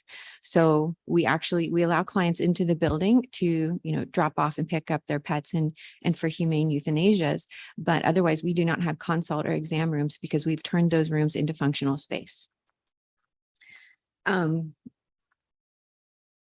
Our goal, some other things that were addressed at the initial rezoning meeting were the residents' concerns about the amount of tree loss and nature that would be lost and the wildlife that would be impacted by us building on this site. And our goal is to preserve as much nature, trees, wildlife, and natural area on the site as possible. In the 14 and a half years we've been in business, we are one of the only emergency clinics in town that actually accept sick and injured wildlife, sick and injured strays. And we work very closely with rehabilitators to try and get sick and injured wildlife either rehabilitated and returned back to their place whenever possible. We donate our time, services, and medications to wildlife rehabbers all the time to contribute to the preservation of wildlife. So while they have, raised the point that we will be, hurting wildlife, our goal and what we do in our business is actually to preserve and help wildlife. Over the 14 and a half years that we've been doing business, we have donated over $1 million in products and services to help care for the sick and injured strays, wildlife, in our discount programs for firefighters, police, EMTs, and seniors. We're very passionate about providing care for sick and injured wildlife, sick and injured strays, and our community. We are actually the only clinic in the area that is contracted with the shelter to provide care at a discounted rate for the sick and injured strays in the area. We've done this for 14 and a half years. And about, I don't know how many years ago, we got an official contract with the county. We're the only one on contract because we care that much. We wanted to make sure it was done properly. Regarding the property itself, one of the points that they brought up last time was that we could just find someplace else. We could find, there are commercial properties up and down Lawndale that we could look at. That's not the case for our needs. There are other commercial properties that are available, but they're too small. They don't have the space that we need for the building, client parking, staff parking, and an area to walk the dogs. So if there are other places available, they don't suit our structural needs, or they far exceed our budget. They have concerns about our noise, the noise level. In 14 and a half years of being at our current location, we have not had a noise complaint, and we have a fraction of the efforts that we will be making for this facility, meaning we don't have a fence. We don't have beautiful landscaping that we're going to be doing. It is the expectation of our staff that they behave in a professional and appropriate manner, both inside and outside our business. So they are quiet and professional. They're not going to be making noise. We don't have boarding or outside dog runs. All of our pets are sick and injured. So if we're walking a dog, everybody's on leash and they're attended by a technician or an assistant. We don't let them run free in a play yard or stay outside in an outdoor run. So barking is basically non-existent. The lighting and the landscaping, the area residents are concerned about the lighting and how it will affect their homes. I totally understand that could be a concern, but our goal is to have a very beautiful facility that actually contributes to beautifying the community. The lighting will be soft, warm, and beautiful. There are city ordinances that dictate the type of lighting we can have and the reflectors and different things that we're going to be doing to make sure the lights don't shine into anybody's homes. We have made the agreement to put up a 6-foot fence along the entire length of the property to provide an additional barrier to any headlights. Our parking is designed to be on the opposite side of the building so that the building is going to be a barrier to any lights. The landscape package we have planned is enormous because we want it to truly be beautiful. We will be preserving as much of the woods on the west side or the back side of the property as possible, in an effort to maintain the nature, the homes for the wildlife, and the beauty of the area. So those are the important things. And I think the other thing to consider too is that the shape of this land is so unique. Very few things can be put into this property. Our plan utilizes and maximizes the shape of the space in an amazing way and preserves as much of the woods, landscape, and nature and wildlife as possible. Other commercial and residential businesses have looked at this property and walked away because of the shape, because they couldn't fit anything in there. It didn't fit their needs. The only other things that really could be put in there are going to be less beautiful than what ours will be. Storage facilities, car washes, those are things that fit in these tiny little strips of land. Our goal is to create something beautiful, to contribute to the community, to provide more services to pets and clients when it's desperately needed. So I kindly ask that you consider approving this request so that we can do more for everyone. Thank you. Do you have any questions for Thank me? you. I do have a couple of questions. Well, I would I'm sorry. appreciate it if we could hear all the speakers and then you can ask your question. Thank you so much. Say time is about out. Good evening. I'm Frank Chapman. I'm with Davey Construction Company. I'm the VP of Medical and Veterinary Design Build. Thank you for hearing us this evening. It's hard to follow that. I think she did a very eloquent job of explaining the project. But let me give you a little background on where they are now and why we've developed the project the way we have. Right now they're on Battleground Avenue, 2,000 square foot lease space, and they've been there for 14 years. They have substantially outgrown that space. We've developed about 8,400 square foot here, so they can really make an impact on the community and see a lot more pets. We've put together a plan here. We've got a lot of really good feedback from the TRC. Stormwater management on the site will be sub-parking. The west part of the property will be untouched as much as possible. And that's really the impact that we're trying to create here is keeping the nature the way it is. Any questions? Is that your last speaker? Yeah. Okay. We have a minute, but you have, in the rebuttal, you'll have 5 minutes for each side. So if you miss something, you can put it in then. This is Lee Whitley, who's the property owner. Just wanted him to introduce himself. Good evening, council. I'd like to thank you for your due consideration of this matter. I'd just like to make a brief statement that I've been associated with this property more than 6 decades. I've seen Lawndale go from 2-lane road, all woods going north, very few residences, to being annexed into the city, widened sidewalks, the development of the Hamptons, the development of Magnolias, Carolina across the street, Mallard Lakes to the north. So I feel that I've been a good neighbor. I'm going to do something with this property regardless. I think that these people would be good managers of the property. And I ask that you give it a favorable consideration. Thank you. All right, Hugh, you had a question? Yeah. For either, I guess, Dr. Gephardt or Mr. Duggan. Let me see if I can field it, and then we may bring up the expert. No problem.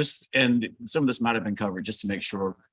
What are the hours of operation planned for this facility. Absolutely. Thank you for asking that question. I should have covered that in my initial comments. So if you think about an emergency vet practice, it operates when your regular vet isn't open. Okay, so it's usually operating from 6 in the evening until 6 or 7 in the morning and on weekends. So if your animal got sick on a Saturday morning, you would take it to emergency vet instead of your instead of your regular practice. One question we have had is how many cars come in at 3 o'clock in the morning, for example, because they are open, because these types of emergencies can happen even in the wee hours of the night. And Dr. Gephardt can get up and talk to this, but in talking to her, they typically have 1 or 2 patients per hour coming in. So there's not a lot of traffic. The staff would come, park, work the shift that they would work, and then leave in the morning. So in terms of traffic in the let's say 10, 11 o'clock at night and later, it's not going to be very much. Most of their traffic is going to happen from 6 to 10 at night. Okay, thank you. Some additional questions. I think I heard that there's no boarding, no kennel. That's correct. Absolutely. Yeah, this is, and I don't know if you've been by their current facility. There are no dog runs. It's on Battleground. It's kind of near Wine Warehouse. I think most people know where Wine Warehouse is. But there's not going to be outdoor dog runs. And as Dr. Gephardt said, very little outdoor activity. Okay, and lighting, front parking and rear lighting, in rear parking lot, both lighted? They will both be lighted, but lighted in a way, not in the way that their existing facility is lit. The lighting will be consistent with, I think our ordinance calls it light trespassing. And there will be no light trespassing. So to the extent there's lighting, it'll be limited to the site that's under construction. And frankly, the technology now has gotten so it's improved so much with LED lighting. You can really direct lighting in ways that you couldn't, say, 10 or 15 years ago. I think I heard also on the buffer, a 6-foot opaque fence. 6 foot tall opaque fence, which will start as close to Lawndale as Mr. Kirkman will let us, which is pretty close. And it'll run 430 feet or beyond where the parking is there on the west side of the property. And the area that we see here, this listed as patient walk area, is that going to remain? That's going to remain wooded. Okay. And what is a patient walk? Is that your patient walk area? Yeah, when they say patient, they mean dogs, probably mostly dogs, I would guess. Not, I don't know if you take a cat for a walk. Do you take a cat for a walk? No, you don't take a cat for a walk. So. And yep, I think that Thank you. My questions. Thank you. Thank you. Mr. Thaney, you have a question? If there are any other questions, oh, I'm sorry. Yes, one. You discussed traffic. Yes. Having driven this corridor many times, did this business warrant a traffic study from GDOT? It did not. It did not. I would imagine there's more cars on Lawndale than just coming to. Yeah, it's funny. I had some back and forth with Mrs. Cochran today about what does trigger a TIA, not about this site, but about another site. And it is any number of things, but we did not conduct a TIA or a TIS for this site. Because the city did not mandate it. That is correct. That is correct. Yes. So I read the zoning commission, watched the meeting, all of those things. And what I gathered is that this is not going to cause the disruption that most people might think with a boarding of dogs and kennels and that type of disruption. And with you leaving the buffers and the woods, I believe in the back. Yes, ma'am. That made it a lot more amenable to me that this would not be a disruption for the neighborhood. And you've got on Lawndale, excuse me, you've got on Lawndale where you have sections of residential and then you have a business, or you have sections of residential and then you have a little shopping center, or you have office. So it kind of jumps anyway. And I think this perfectly fits in with the way the area has developed without being disruptive to the residents. Yes, ma'am. And remember, these residents and all the neighbors that live around this area are potential customers. So they're going to want to be a good neighbor here. And they've been great neighbors. As Dr. Gebhardt lined out, they've been a big supporter of indigent patient care, which is an important part of their mission. Yeah, this is a great infill development for this site. Great, thank you. Thank you. I had a quick question. Yes, ma'am. I see this site. How, tell me again, how close are you to a residential or how far away? I didn't see a picture. Yes, like, ma'am. Actually, like the actual, Let me. I'm seeing the map. I but know there's a 15 foot buffer from the property line on the north to the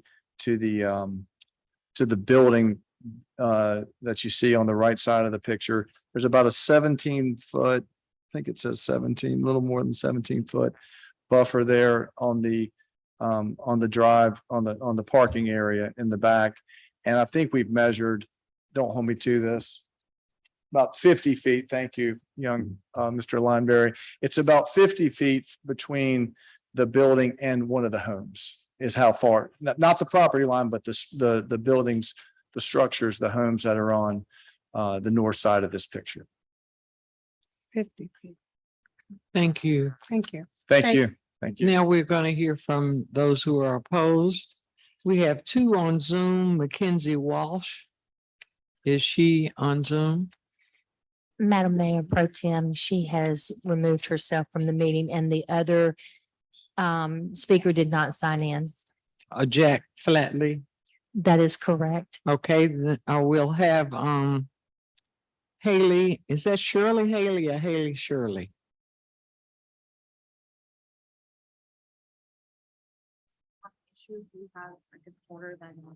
Beg your pardon? If it's not an issue, we had set a different order to speak in than the order that we signed in on. If it's all right to change up that order, we would like to. So you don't want to speak? Well, no, no. To change the order they speak in. Oh, I see. Go ahead. That's fine with me. Okay. Thank you. Janelle DeLeon, Yes, ma'am, that's correct. Patrick Jones, and Haley Shirley or Shirley Haley. I don't know which, but both of sound nice. It's okay. Go So ahead. myself, Haley Shirley, and then Patrick here in person to speak. All right. Okay. Good evening. My name is Janelle DeLeon. I live at 4619 Lawndale Drive. At this time, I am one of the townhomes that would be facing the parking lot based on the images that were shown earlier. I'm going to speak to what I have prepared, but I would like to comment that I do not believe that at any point in the previous meeting, we ever said that there were enough emergency vets in the area. We would just prefer that this one not be relocated to behind our homes. We've gathered information and taken pictures to help you all understand why this rezoning proposal matters so much to us. Unless you have personally visited the properties in question and its adjacent neighborhoods, the Magnolias, where I live, in the townhomes, and the Hamptons, the apartments on the opposite side. It may be difficult to understand exactly how this rezoning impacts our lives.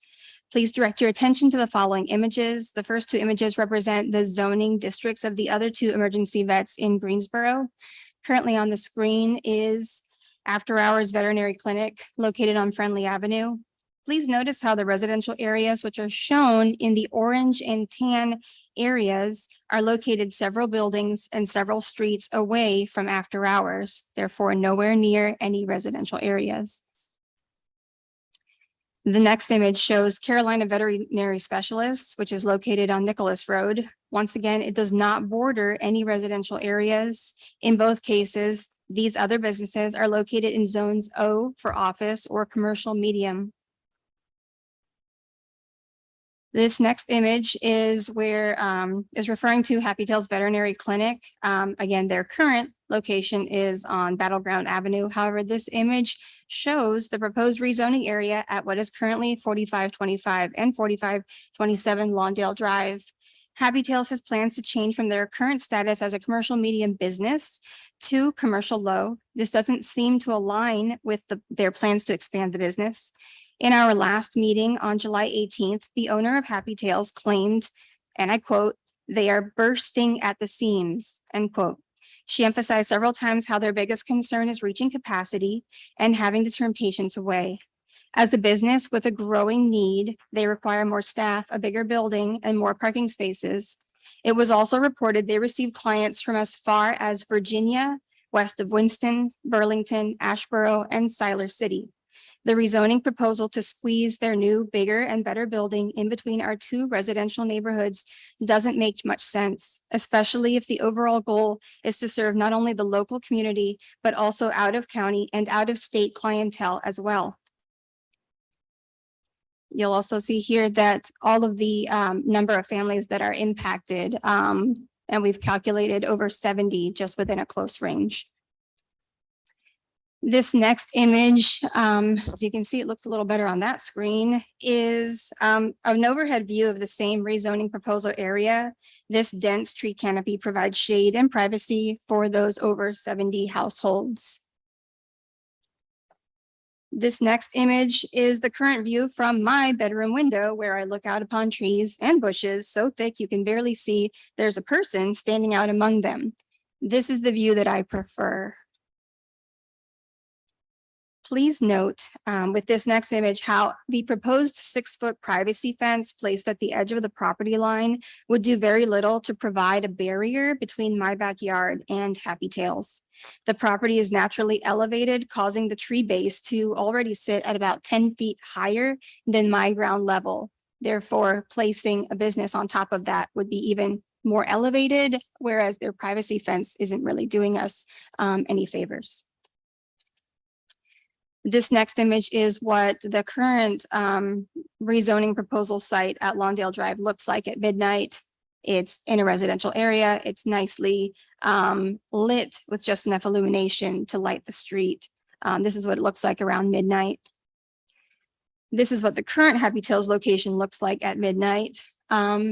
Even if Mr. Duggan says that the lighting will not quite be the same. Again, now imagine dozens of 2-story residences overlooking it from both sides. There is no way to avoid the light and noise pollution this building would bring into our homes. I ask you, would you want to look out your backyard at night when you're trying to sleep and see these types of lights? The next images 9, 10, and 11 are sign positions from both residents of the Hamptons and of the Magnolias opposing this rezoning plan.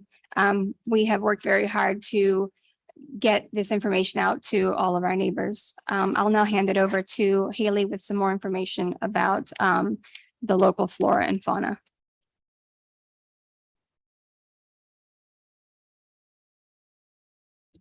Can you hear me? Okay. Hello, my name is Haley Shirley. I live at 4663 Lawndale Drive here in Greensboro.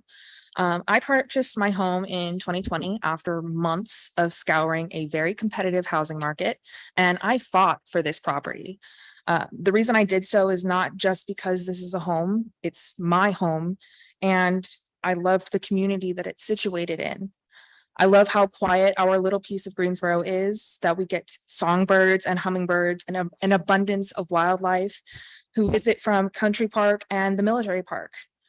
There is so much greenery in our neighborhood, and this foliage helps reduce the noise from Lawndale and the urban loop development.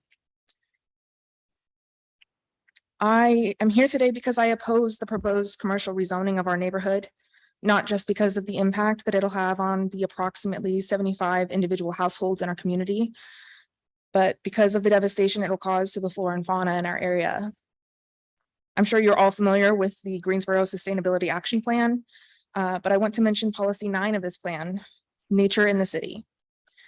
For anyone unfamiliar, this policy acts to preserve and expand the green space and puts the green in Greensboro. Per this policy, it is known that a healthy native vegetation can help reduce life cycle greenhouse gas emissions by sequestering carbon, as well as managing stormwater runoff, which has historically been a problem in this area. This also provides habitat for native wildlife. And while they are planning to leave the back part of the property undisturbed, you're still putting in 2 parking lots on top of all of this soil, which means that it's not going to be able to take in that greenhouse gas anymore. The reason I mention this specifically is because the rezoning of this property would mean complete destruction of all natural flora and by extension, the wildlife in this and the surrounding areas. The trees will, for the most part, be cut down and asphalt and cement will replace a significant wedge of our green space. It leads me to another equally important aspect of this impact, which is our community members. Right now, rent for the Hamptons properties average between $1,100 and $1,500 a month. Why does this matter? Because most people work 8 to 12 hours a day. And then they get to go home, spend maybe 4 hours awake and enjoying that space before they have to go to bed and repeat tomorrow. They work so hard to be able to afford this. And this rezoning measure would mean that you're telling the residents they can expect to pay $1,000 to $1,500 a month for the beautiful view of a parking lot. For us in the townhomes, it'll be detrimental to our property valuations as well, because no one is going to see a 24-hour business 50 feet from our backyard and want to purchase that property. So you're trapping us in these homes.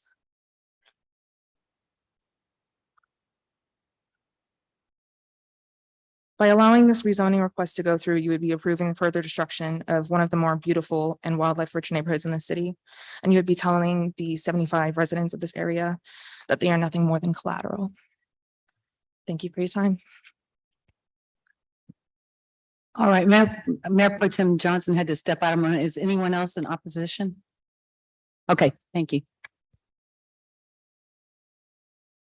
Hi, my name is Patrick Jones. I live at 4661 Lawndale Drive.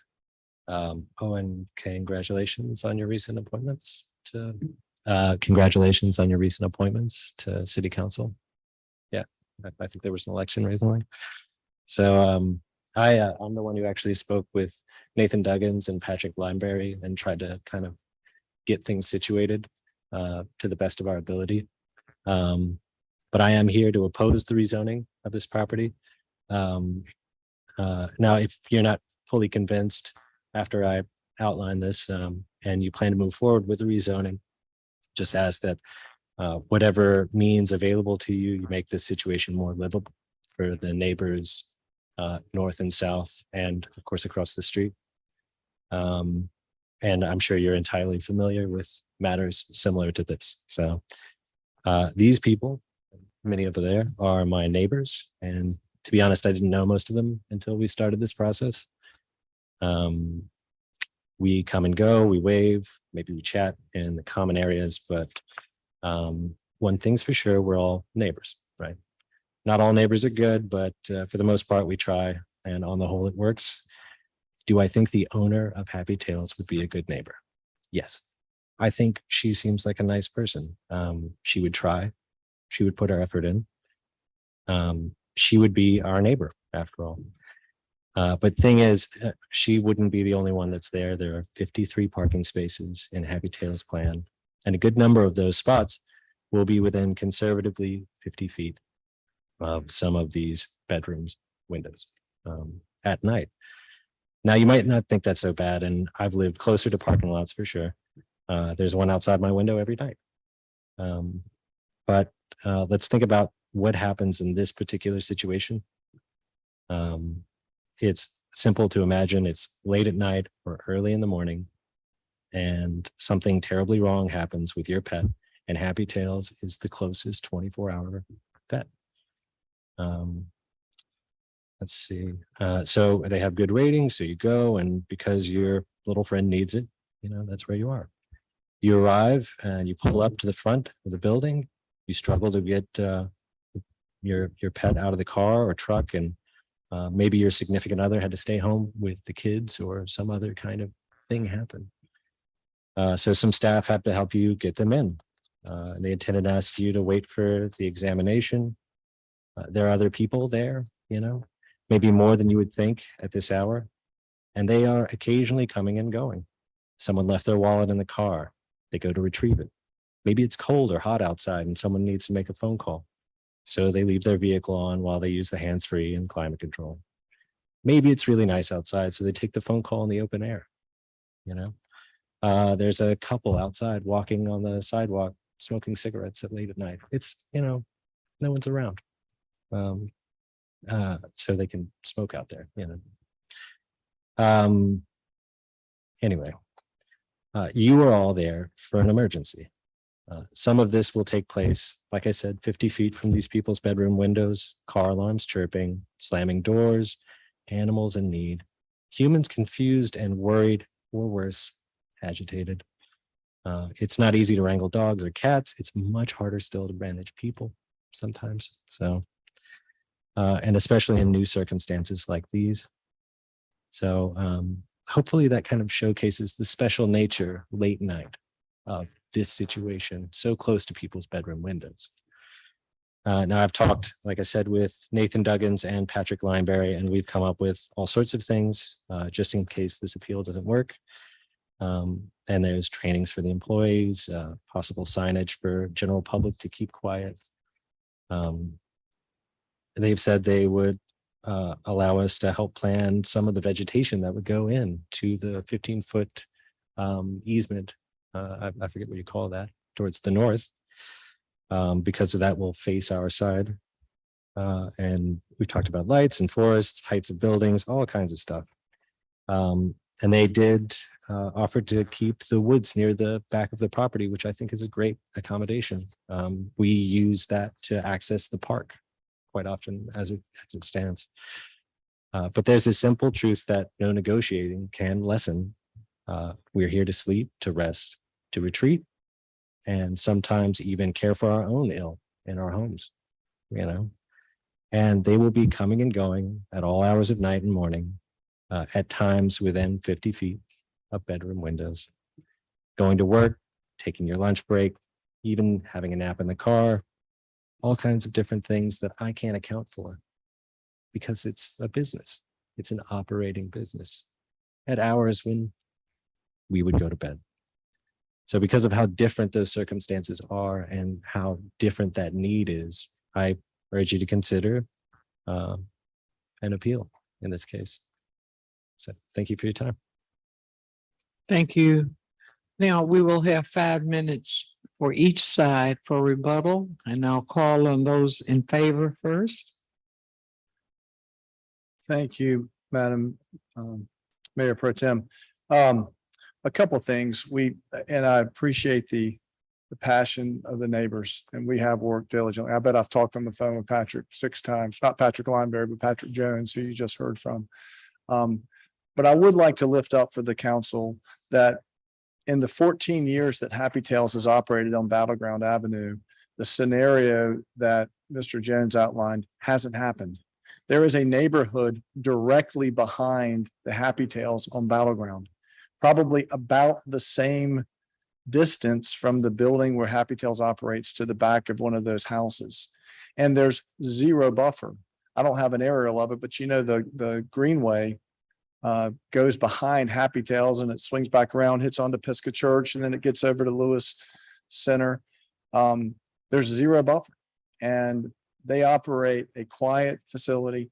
None of the neighbors in that neighborhood have complained in the 14 years that they've operated there. So we are going to be great neighbors. And Dr. Gebhardt is committed to that. Her staff will be committed to that. The picture that was shown earlier about the vegetation, much of that on the right side of the picture will remain, and there'll be a 6-foot fence.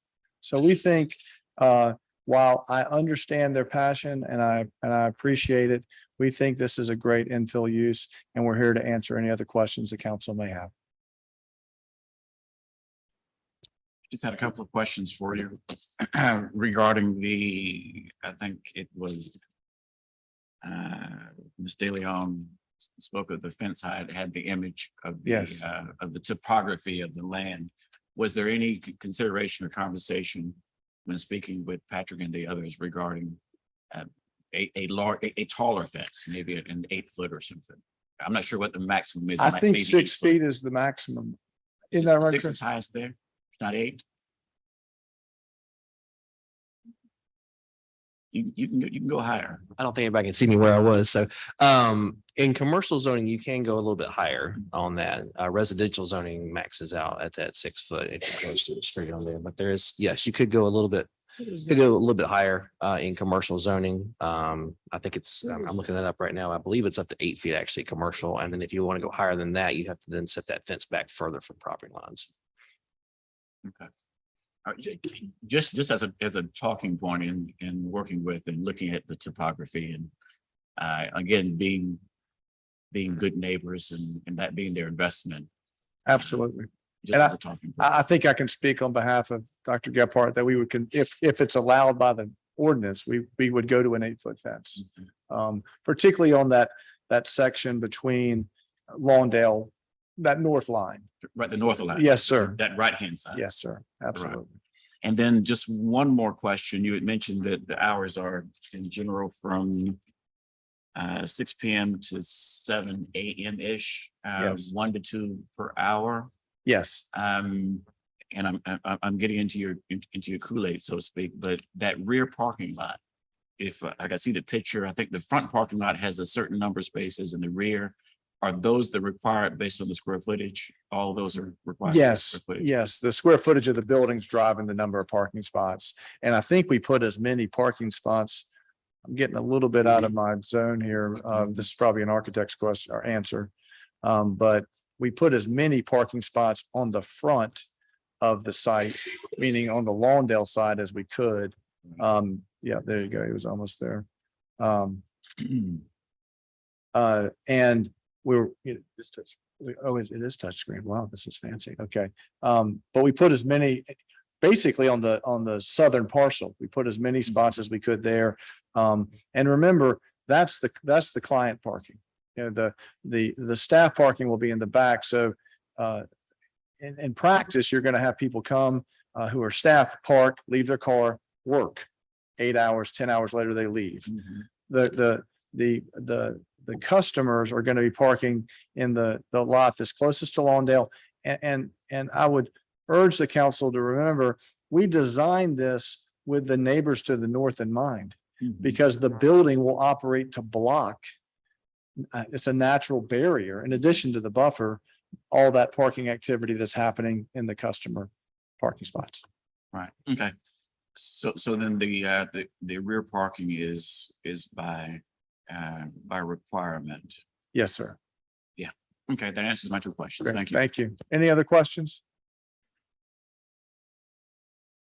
Okay, we're gonna call this. Do you have any more speakers? No, ma'am.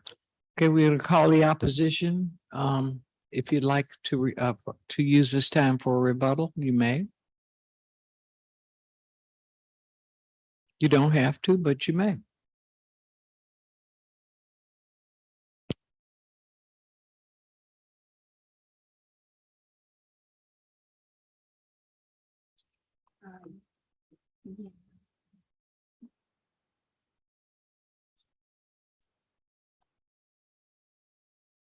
Okay, just one final comment. Again, as we're residents of the Magnolias of the townhomes, I want to reiterate that it does not just impact the townhomes, it does impact the residents at the Hamptons.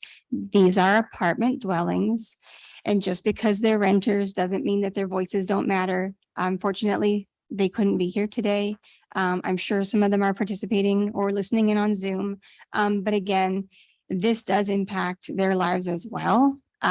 These images just don't do our situation any justice. They may look like a well-developed plan in a very awkward, tight space, but it truly doesn't show just how close it is to all of our backyards, not only us at the Magnolias, but also at the Hamptons, anyone who would be renting, anyone who would be living. And again, you know, my bottom line is whether I decide to live in my home for the next 20 years or whether I decide to sell in 5 years, what is my bottom line? My quality of life is still impacted if they decide to go forward with this project. If unfortunately this is not opposed, or maybe my property value is impacted if I try to sell one day and maybe someone else doesn't see this as a particular place they'd like to live. That's all I have to say. Thank you.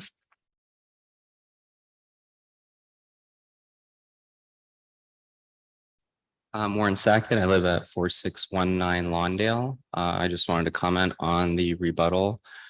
trying to equate this situation to the current Happy Tales topography and location and saying that it's almost the same thing. I think there's 5 single-story houses at most, and Happy Tales at that location is also a single-story house. They're on the exact same level. So a single tree completely blocks anything that they're experiencing. Also, there's the greenway there. Then there's a fence, then there's a tree. But it's 2 one-story buildings. So the residents aren't being bothered by the other commercial building. We are 2-story buildings overlooking a commercial building. It's worth noting. And also we're talking about 70 residences versus about 5. That's my time. Thank you. There are no other speakers. Move to close the public hearing. Okay, moved by Councilwoman Thurm, second by Councilwoman Boozawaiter. All in favor, say aye. Aye. Okay, yes, I'd like to speak. Hmm? I'd like to speak on the issue. yes. I'm really torn on this one because I know all too well and had the experience just a few short months ago of losing my dog at a overnight 24-hour vet clinic where I had to go from one vet clinic to another because the wait was too long at one and we didn't know whether he would make it to the other one. So I know the need is there. And I feel that very, very passionately, too passionately for comfort, honestly. At the same time, I went by the Lawndale yesterday afternoon in daylight hours and then went back after hours to look at the property. That property absolutely will go commercial at some point. I have no doubt about that.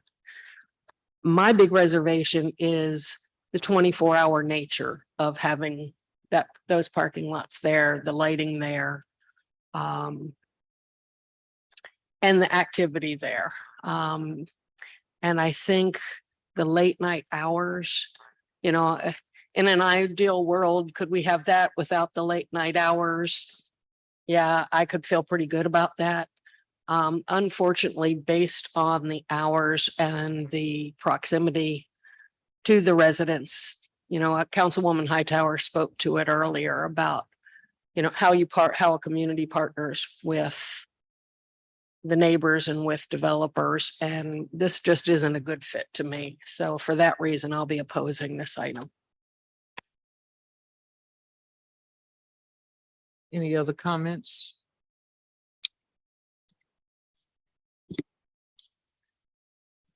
Yes. Mayor Pro Tem. I've lived in this area 23 years. I don't know how many times I've driven this. I would almost call it a thoroughfare at times instead of a drive. Something that Chris, I know we've worked on ever since you started with your passion on the parks and what you've accomplished out at the Science Center as well as the National Park and what we continue to accomplish with that recent ribbon cutting.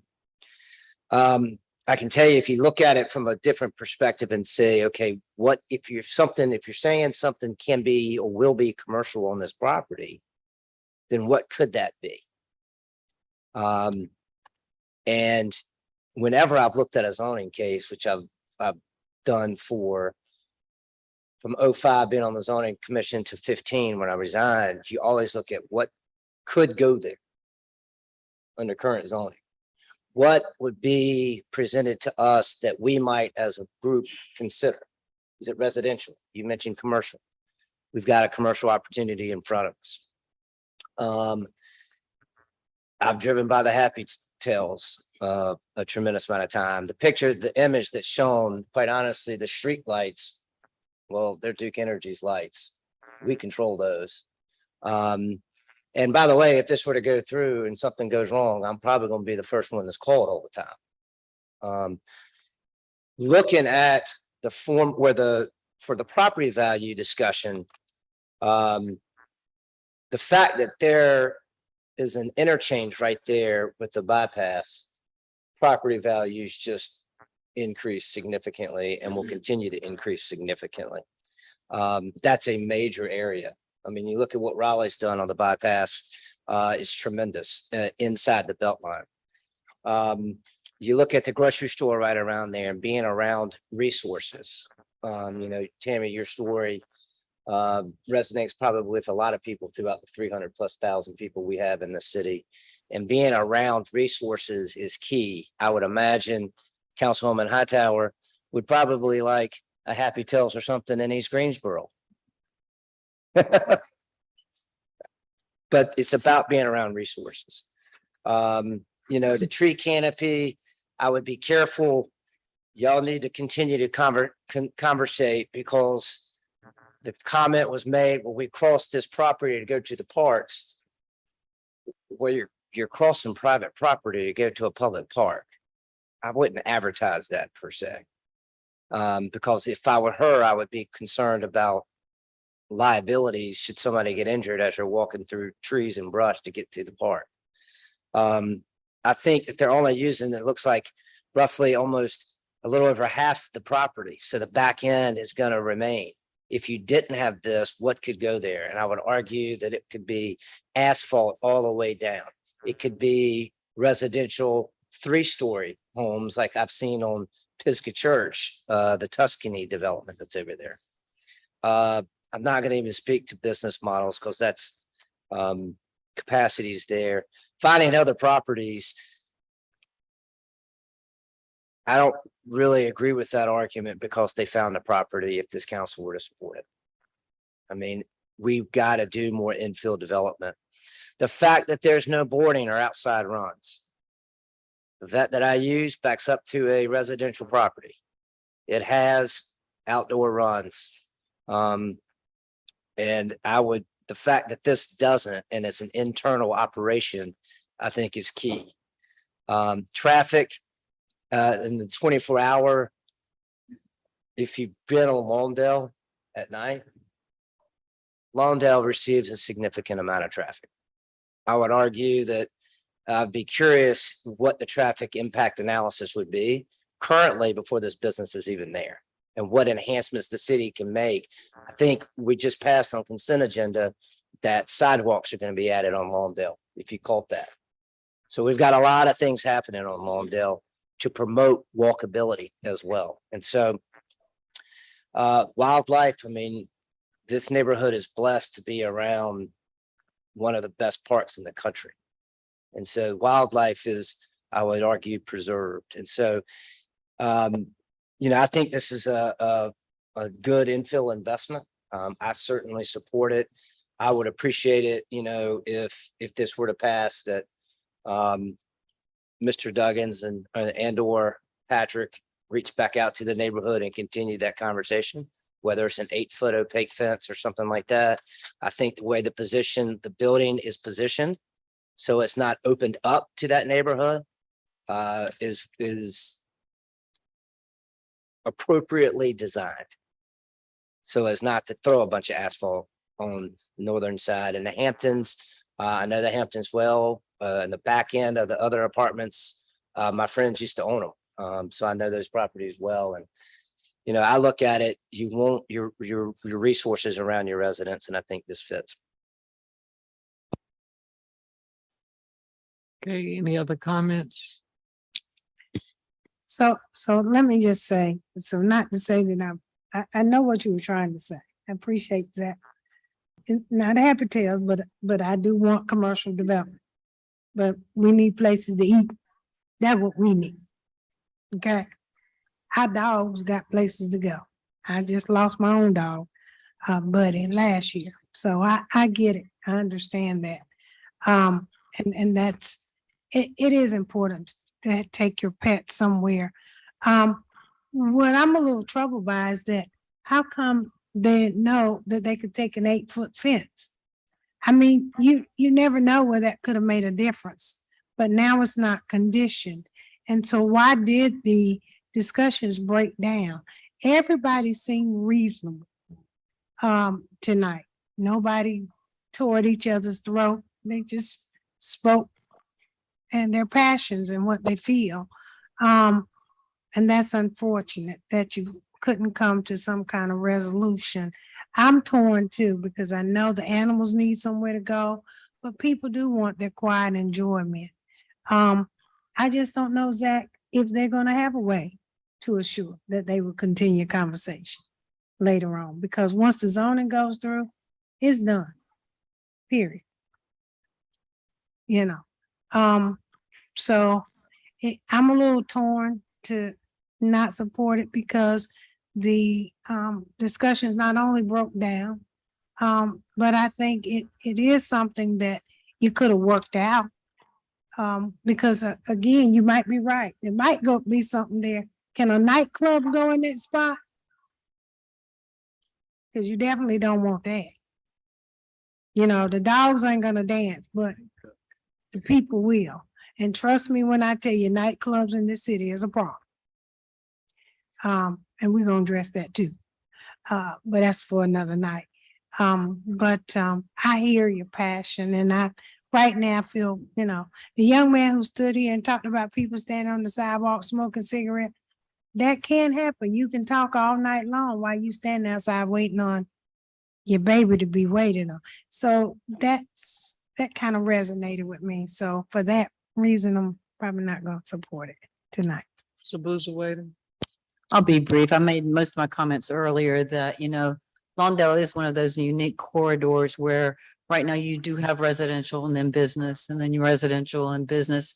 And it actually kind of gives a nice break in between the residential because as Mr. Matheny mentioned, you know, there could be some 3-story apartments going there. And to me, a lot more clear cutting than is being done by this establishment.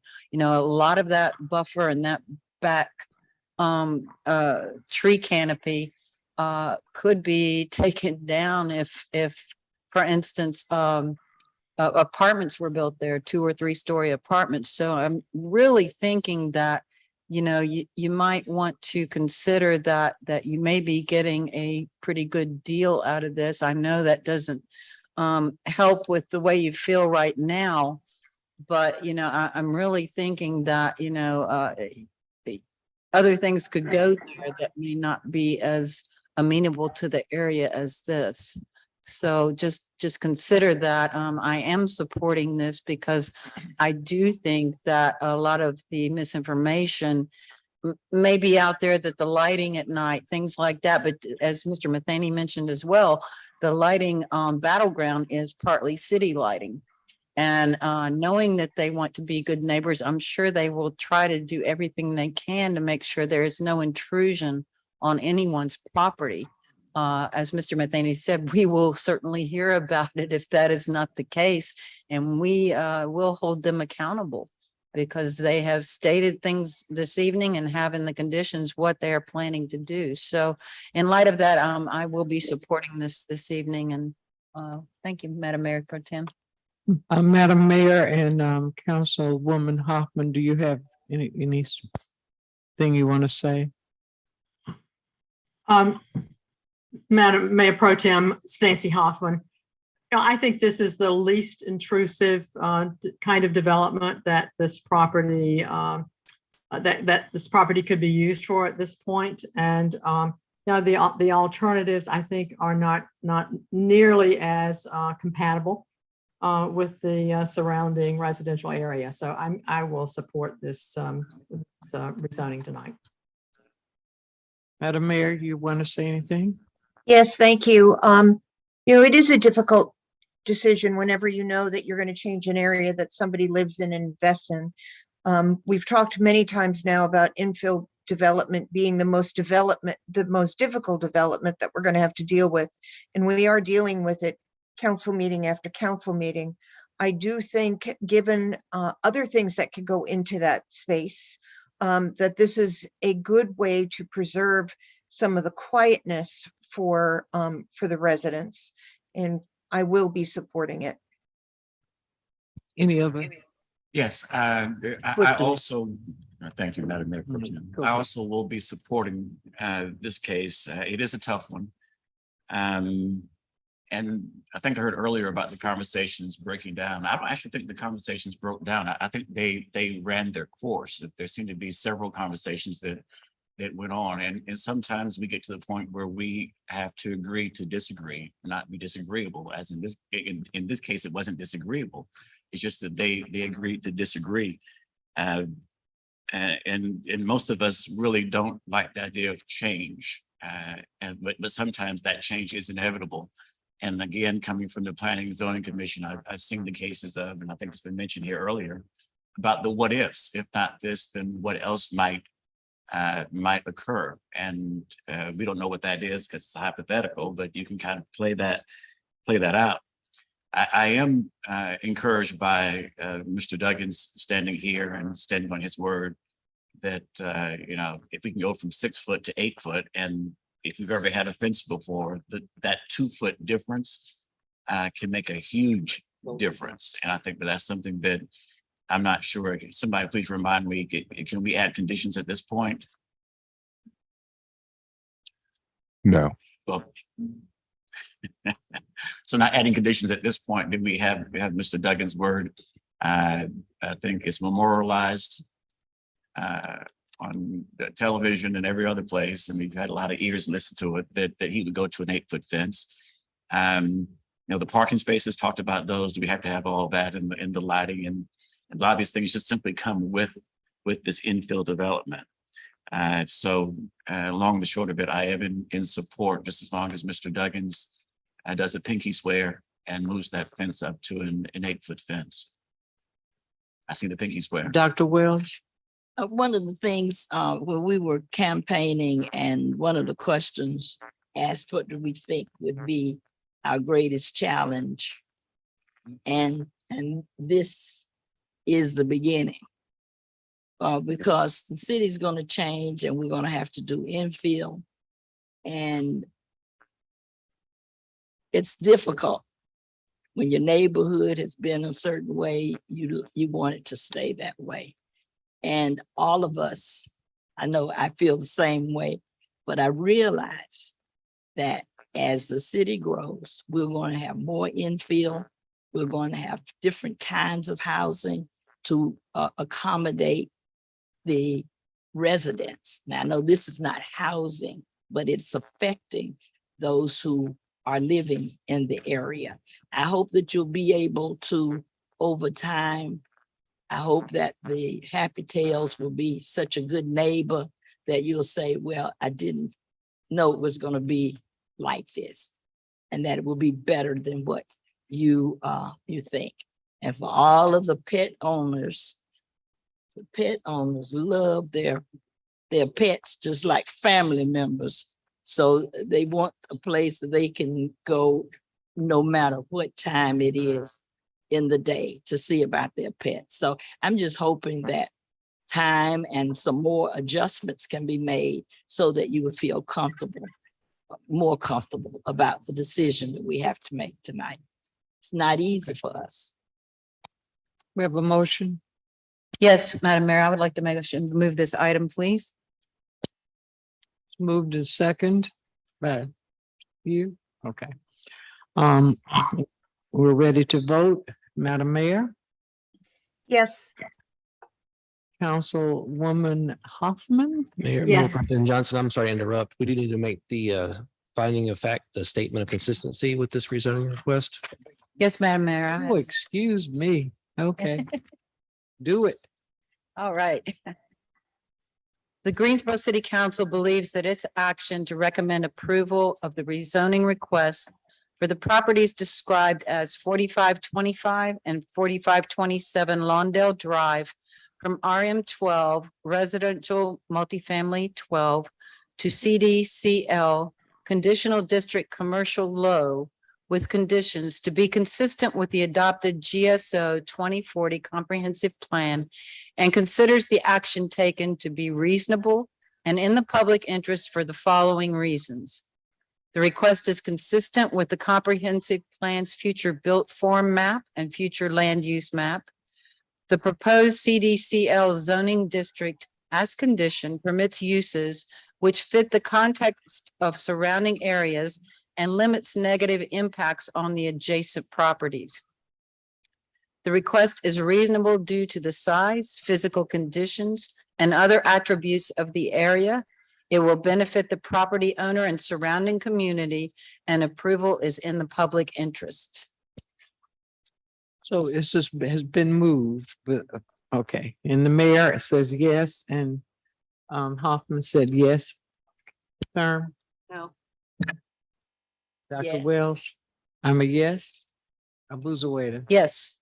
Matheny, Yes. Hightower. No. All right, and that passed 7-2, I think it is. We Right, break it. right now, we're going to take a 15-minute break. I look at your faces and I'm hearing your remarks, so we're going to take a 15 minutes break.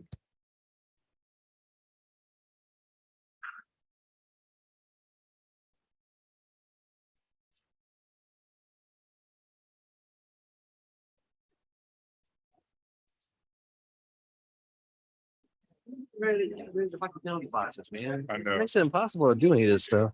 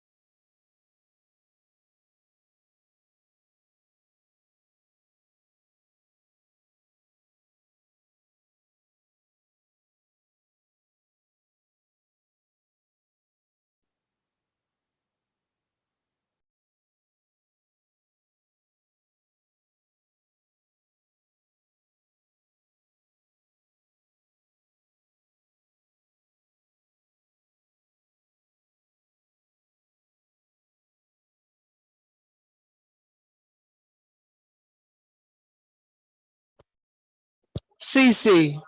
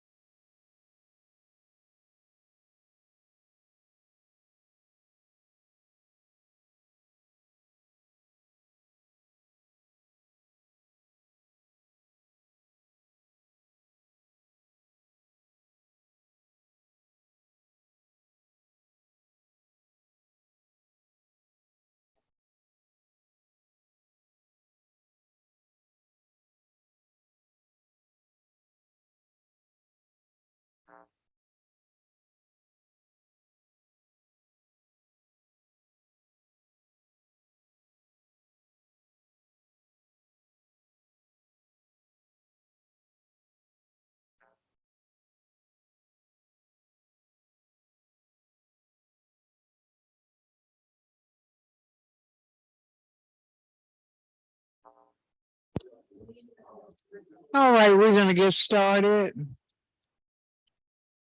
We have enough folk on Zoom in person and right up here, we can get started.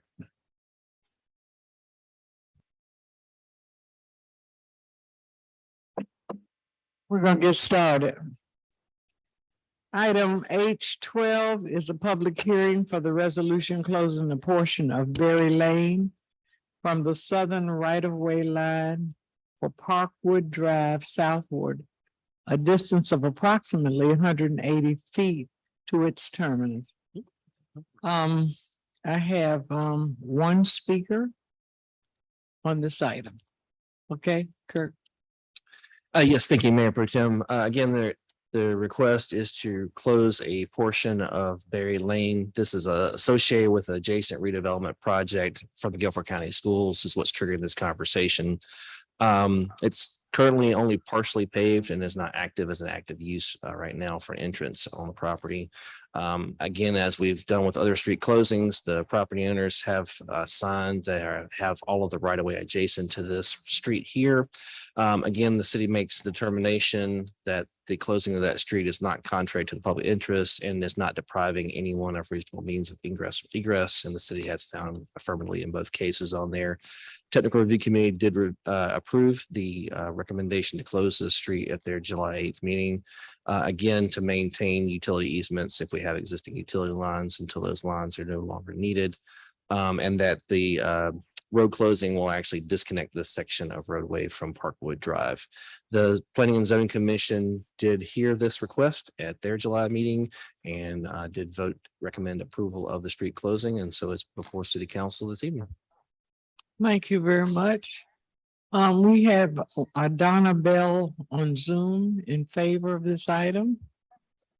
And actually, this is Michelle Reed. I'm speaking on behalf of Donna Bell.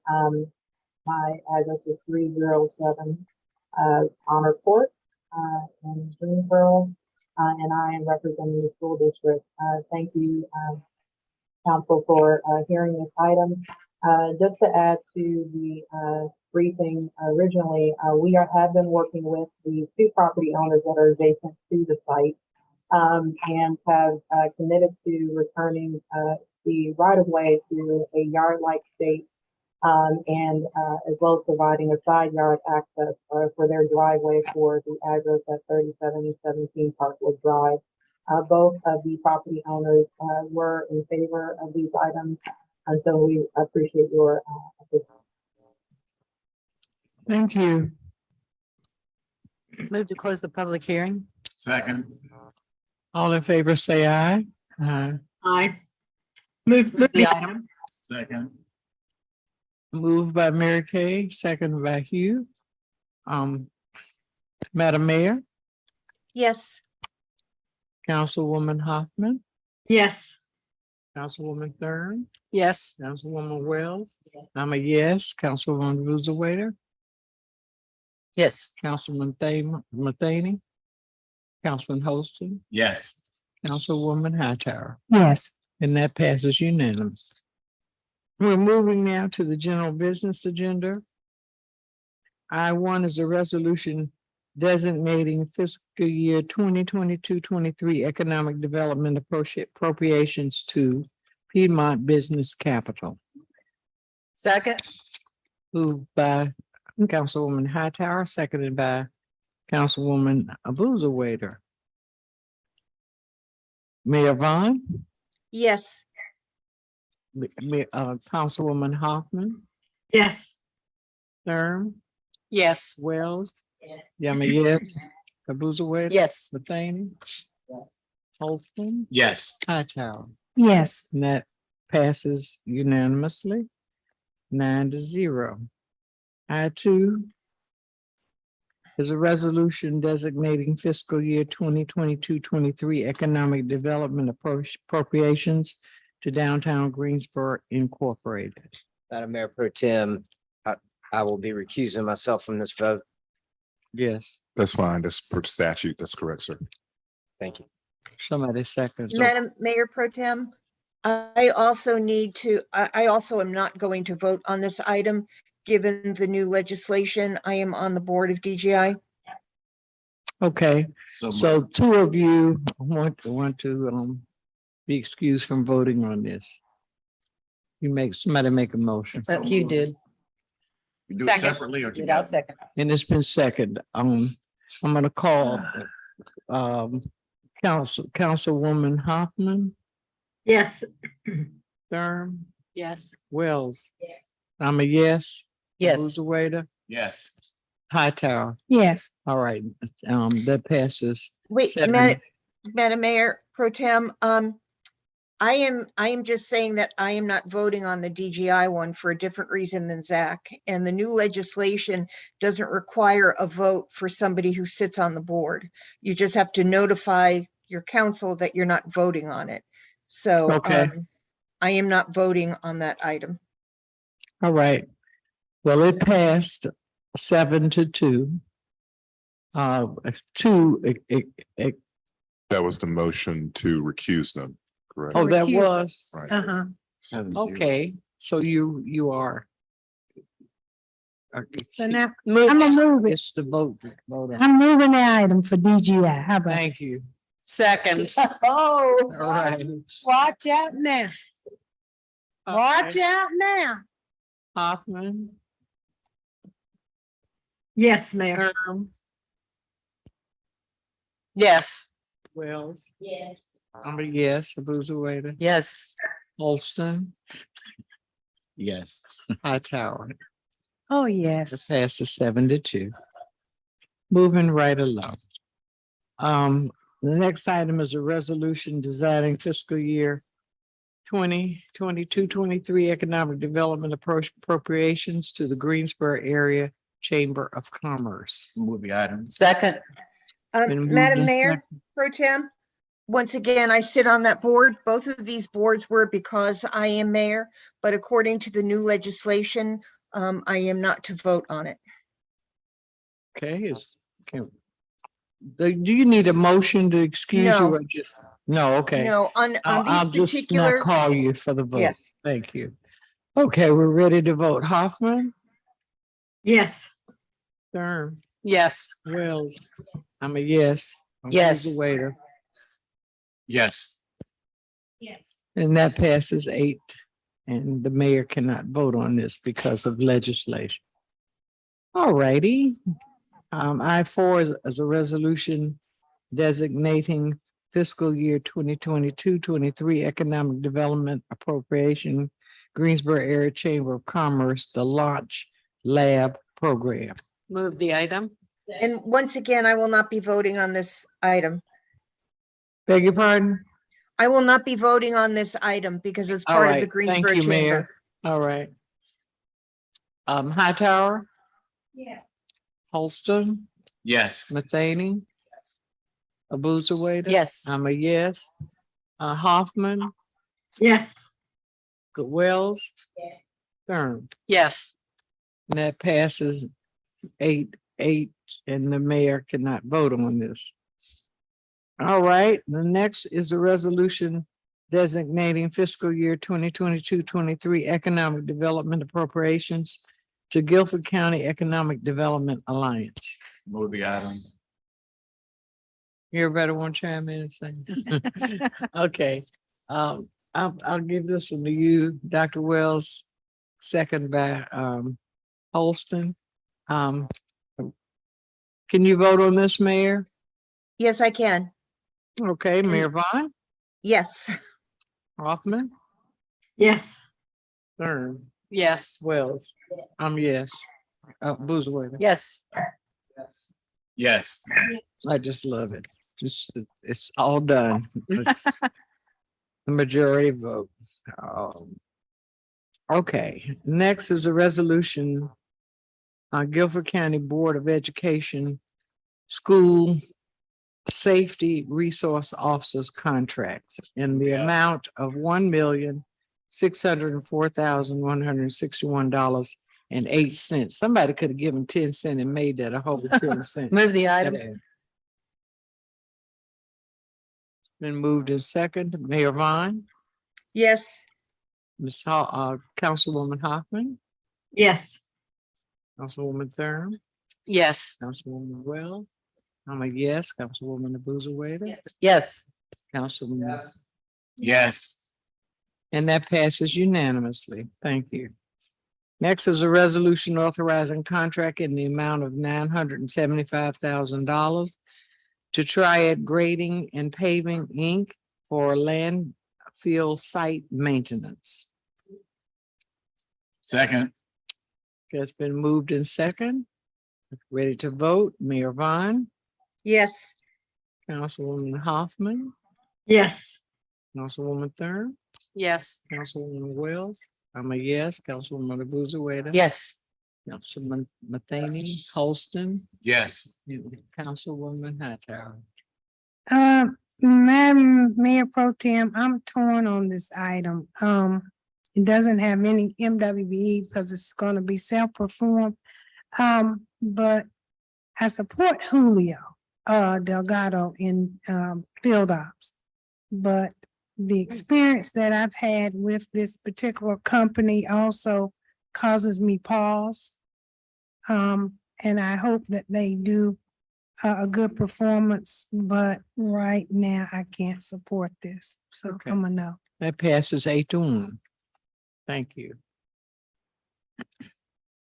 Item L8 is a resolution authorizing change order for workforce development, adult and dislocated worker services contract in the amount of $1,485,000 and $1,485,461 with Eckerd Youth Alternatives, DBA Eckerd Connects, to total amount of $2,885,461.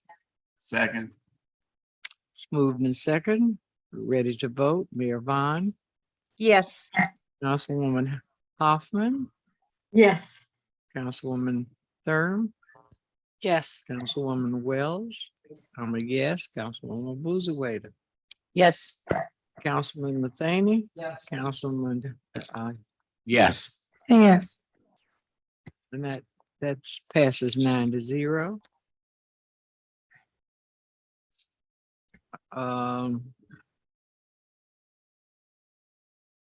Is it, where am I? I-9. I-9 is an ordinance allocating workforce Innovative and Opportunity Act Fund budget in the amount of $402,902. Move the item. Second. It's been moved in second. Ready to vote. Mayor Vaughn, Yes. Hoffman, Yes. Thurm, Yes. Wells. I'm a yes. Abuza. Yes. Matheny, Holston, Yes. Hightower. Yes. That passes unanimously 9-0. L10 is a resolution approving bid in the amount of $3,938,724.76. 4 more cents, could have been the whole 80. And authorizing executive contract 2018-019 with Yates Construction Company, Inc. for the Burnt Popular Road Culvert Project. Move the item. Second. Madam Mayor Pro Tem. I would like to speak first, please. I have some questions on this, and I think I sent an email. Did not receive a response back, or if I did, I didn't see it. This item has combined goals. I do not support MWB combined goals. Combined goals are not getting us to where we need to be with MWBE. And while it might be in the program plan, it is not a good element of this program. When there are combined goals, Black people, people of color suffer the greatest. And in this contract, they suffer to the point of 0.61%. All the others were WBEs, but this is not how this should operate. It should be deaggregated with goals assigned to M's and goals assigned to W. That is the way we need to build this program. I'm not supporting this item because it has combined goals. We can go find people to get this work done, but we have got to stop. This is the second one that I know of specifically, and I didn't support the previous one, and I got a convoluted answer, really not clarity. One of the things I really want to do is make sure Griffin and Strong addresses this to the point that we identify why there has to be combined goals in projects, and what makes it so unique to have combined goals. But this is the second one that we've done. And again, Black businesses have suffered at the hands of combined goals. And I don't support it, not gonna support it. I want an explanation of it, please. But not only that, I want Griffin and Strong to seriously look at this as how is this helping our program? Because you can combine every goal on every project. We're not gonna benefit. And I see that, and I've seen it. There's historic history behind it. So I'm very concerned about this. I'm an absolute no for the item. But I'm also very concerned about why this is and where we need to be. So I know I don't know if Allison's here. If she's not. Allison, where's she at? Thank you. Come on, can you explain? No. I know you can explain, you're gonna try, but you know I don't support combined goals. Okay. It's been moved and seconded. We're ready to vote. Mayor Vaughn. Sorry. Yes. Councilwoman Hoffman, Yes. Councilwoman Thurm, Yes. Councilwoman Wells. I'm a no. Councilwoman Abuzawader. Yes. Yes. All right. And that passes 7-2. I would like to know too, Sharon, what the rationale for that is. And as soon as we can get Mr. City Manager, Assistant City Manager, as soon as we can get some information, I'd like to know as well. We'll get something by the end of the week.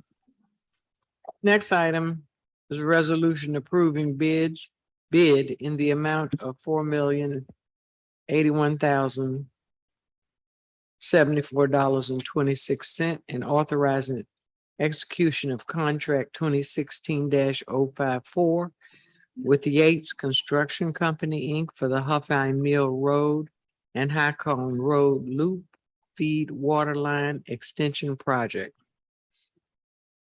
Second.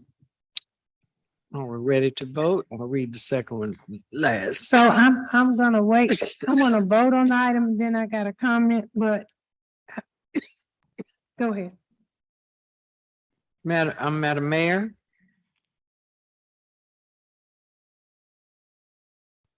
Yes. Hoffman, Yes. Stern, Yes. Wells. Yes. Abuzawader, Yes.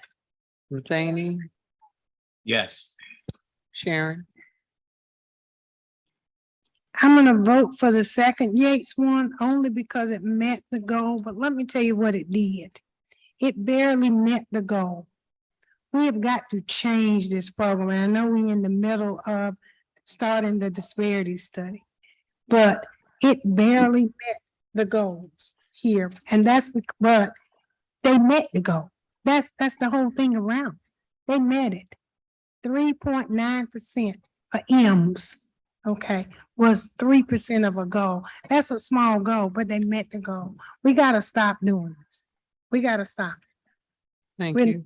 Thank you. L12 is an ordinance to amend the Water Resource Capital Project Revenue Bond Fund to establish funding for the Huffine Mill Road and High Cone Road Loop Feed Water Line Extension Project in the amount of $2,500,000.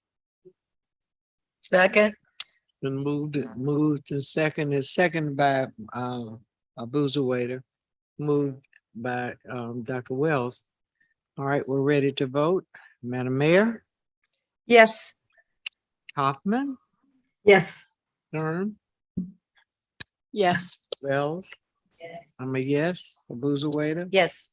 Matheny, you, Yes. Hightower, Yes. and that passes unanimously.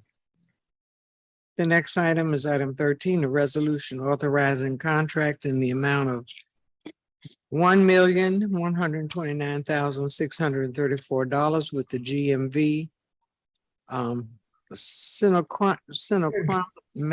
What is that? Synchromatics. Synchromatic. It's, okay, it is synchromatic. I see. Mhm. For a computer aided dispatch automatic vehicle locator solution. Move the item. Second. Vote, Madam Mayor. Yes. Hoffman, Yes. Stern, Yes. Wells, Abuzawader. Yes. Matheny, you Holston, Yes. Flower, Yes. and that passes unanimously. Next is a resolution amending the Greensboro area thoroughfare plan and collector street plan. We have Move one, the item. we have one, just a minute. We have one speaker on this, I believe. If needed, Madam Mayor, Madam Mayor Pro Tem, only if needed. Okay, all right. All right, we ready to vote, Madam Mayor, Yes. Councilwoman Hoffman, Yes. Pro Tem Johnson, can I get a second on that item? Councilwoman Hoffman, Yes.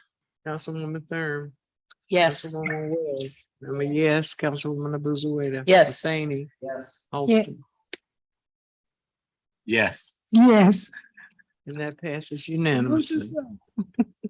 I-15 is a resolution authorizing the sale of surplus property located at 2306A Huffine Mill Road, 2302 ZZ Huffine Mill Road, 2300 Huffine Mill Road, and a portion of 2350 number 6 Huffine Mill Road to D Stone Builders, Inc. in the amount of $1,616,601.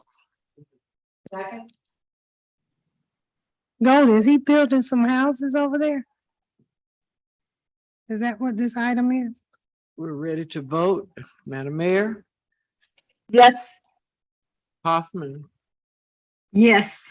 Durham, Yes. well, I'm a yes. Abuzawader. Yes. Matheny, Yes. Holston, Hightower. Yes. And that passes unanimously.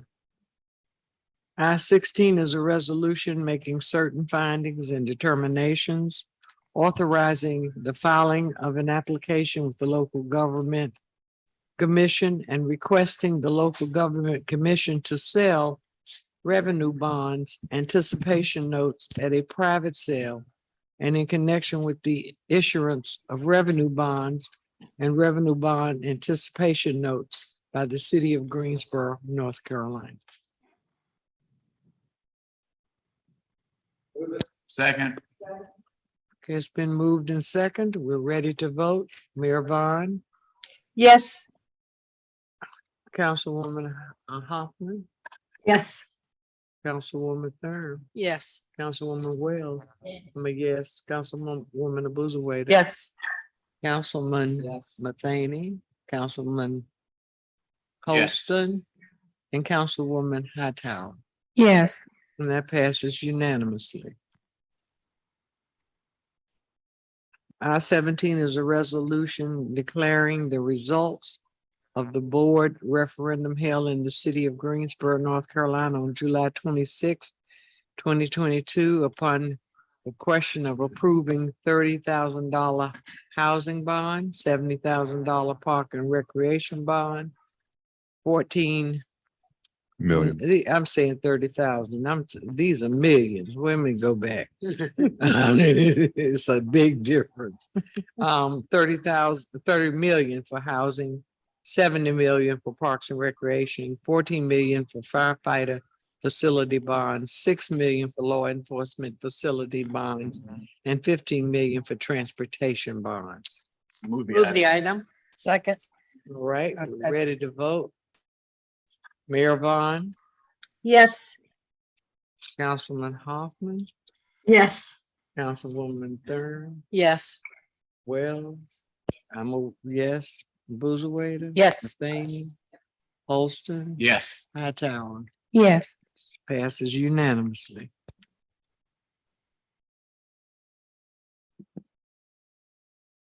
On this next one, this is a D2, there was an error on the, this is District 2. There was an error on the agenda. And, you know, there's always a little friction between District 1 and 2 if somebody says something is in one district and it's not. So I just want you to know that this particular item is in District 2. This is a resolution authorizing eligible government service expenses. That ain't the right. That's for Windsor. I'm getting ready to read this. If you let me read it, I'm gonna read it. Okay, this is a resolution authorizing eligible government service expense to be used imported for the That's for the 59. 59 AM ARPA grant item. The second is an ordinance establishing PNR bond fund and committing 8 million of ARPA enable funds to Windsor Chavis NOCO Community Complex Project and noted that is District 2. And item I-20 is an ordinance amending the fiscal year 22-23 general fund and the general capital improvement fund in the amount of $6,174,652 for identified city maintenance needs. We'll take the first one. I-18 is a resolution authorizing eligible government service expenses to be used and reported for 59.4 M ARPA grant. Move the item. Second. It's been moved in second. It's time to vote. Mayor Vaughn, Yes. Councilwoman Hoffman, Yes. Councilwoman Thurman, Yes. Councilwoman Wells. I'm a yes. Councilwoman Abuzawader. Yes. Matheny. Hugh. Yes. Yes. And that is a unanimous vote. It passes unanimously. Item I-19 is an ordinance establishing PNR bond fund and committing 8 million of the ARPA enabled funds to Windsor Chavis NOCO Community Complex Project. Second. Okay, we're ready to vote. Mayor Vaughn, Yes. Councilwoman Hoffman, Yes. Councilwoman Thurm, Yes. Councilwoman Wells. I am a yes. Councilwoman Abuzawader. Yes. Councilman Matheny, Councilman Holston, Yes. Councilwoman Hightower. Yes. That passes unanimously. Madam Mayor Pro Tem, before you read I-20, I would like to ask Al a question. And I'd like to make a modified motion on this item. In the ordinance amending in this item, it lists that how the money will be used. One of them is Central Library Roof, Central Library HVAC, Greensboro Cultural Center. But part of this money is also for the pools. It says here, city aquatic center improvements. I want that verbiage changed to say the city recreation pools, because I've been here long enough and I've watched when it was supposed to be community pools at Barber Park, got switched to aquatic center. So I want to ensure that this ordinance is not passed with this verbiage, but verbiage that specifically states it is for the city pools. We're in discussion now around Peeler, Warnersville, Lindley, and these dollars are directed towards those. And so it's not a city aquatic center improvements. It is city pools improvement. Can I make a modified motion and make sure that verbiage is corrected? So Councilman, why don't you state that? Well, you've stated it, but make it in a motion. They'll vote on that and then staff can make the correction based upon the motion that you make. Okay. If- I move that we correct the verbiage in the ordinance to specifically state city recreation pools. We can be specific around Warnersville, Lindley, and Peeler. But to be specific in that language, so I can restate it. And I move that item, that we make that Second. change before we make the or the motion. Okay, moved Pass the by resolution. Hightower, seconded by Hugh Okay. Holston. We're voting on the amendment. Madam Mayor, Yes.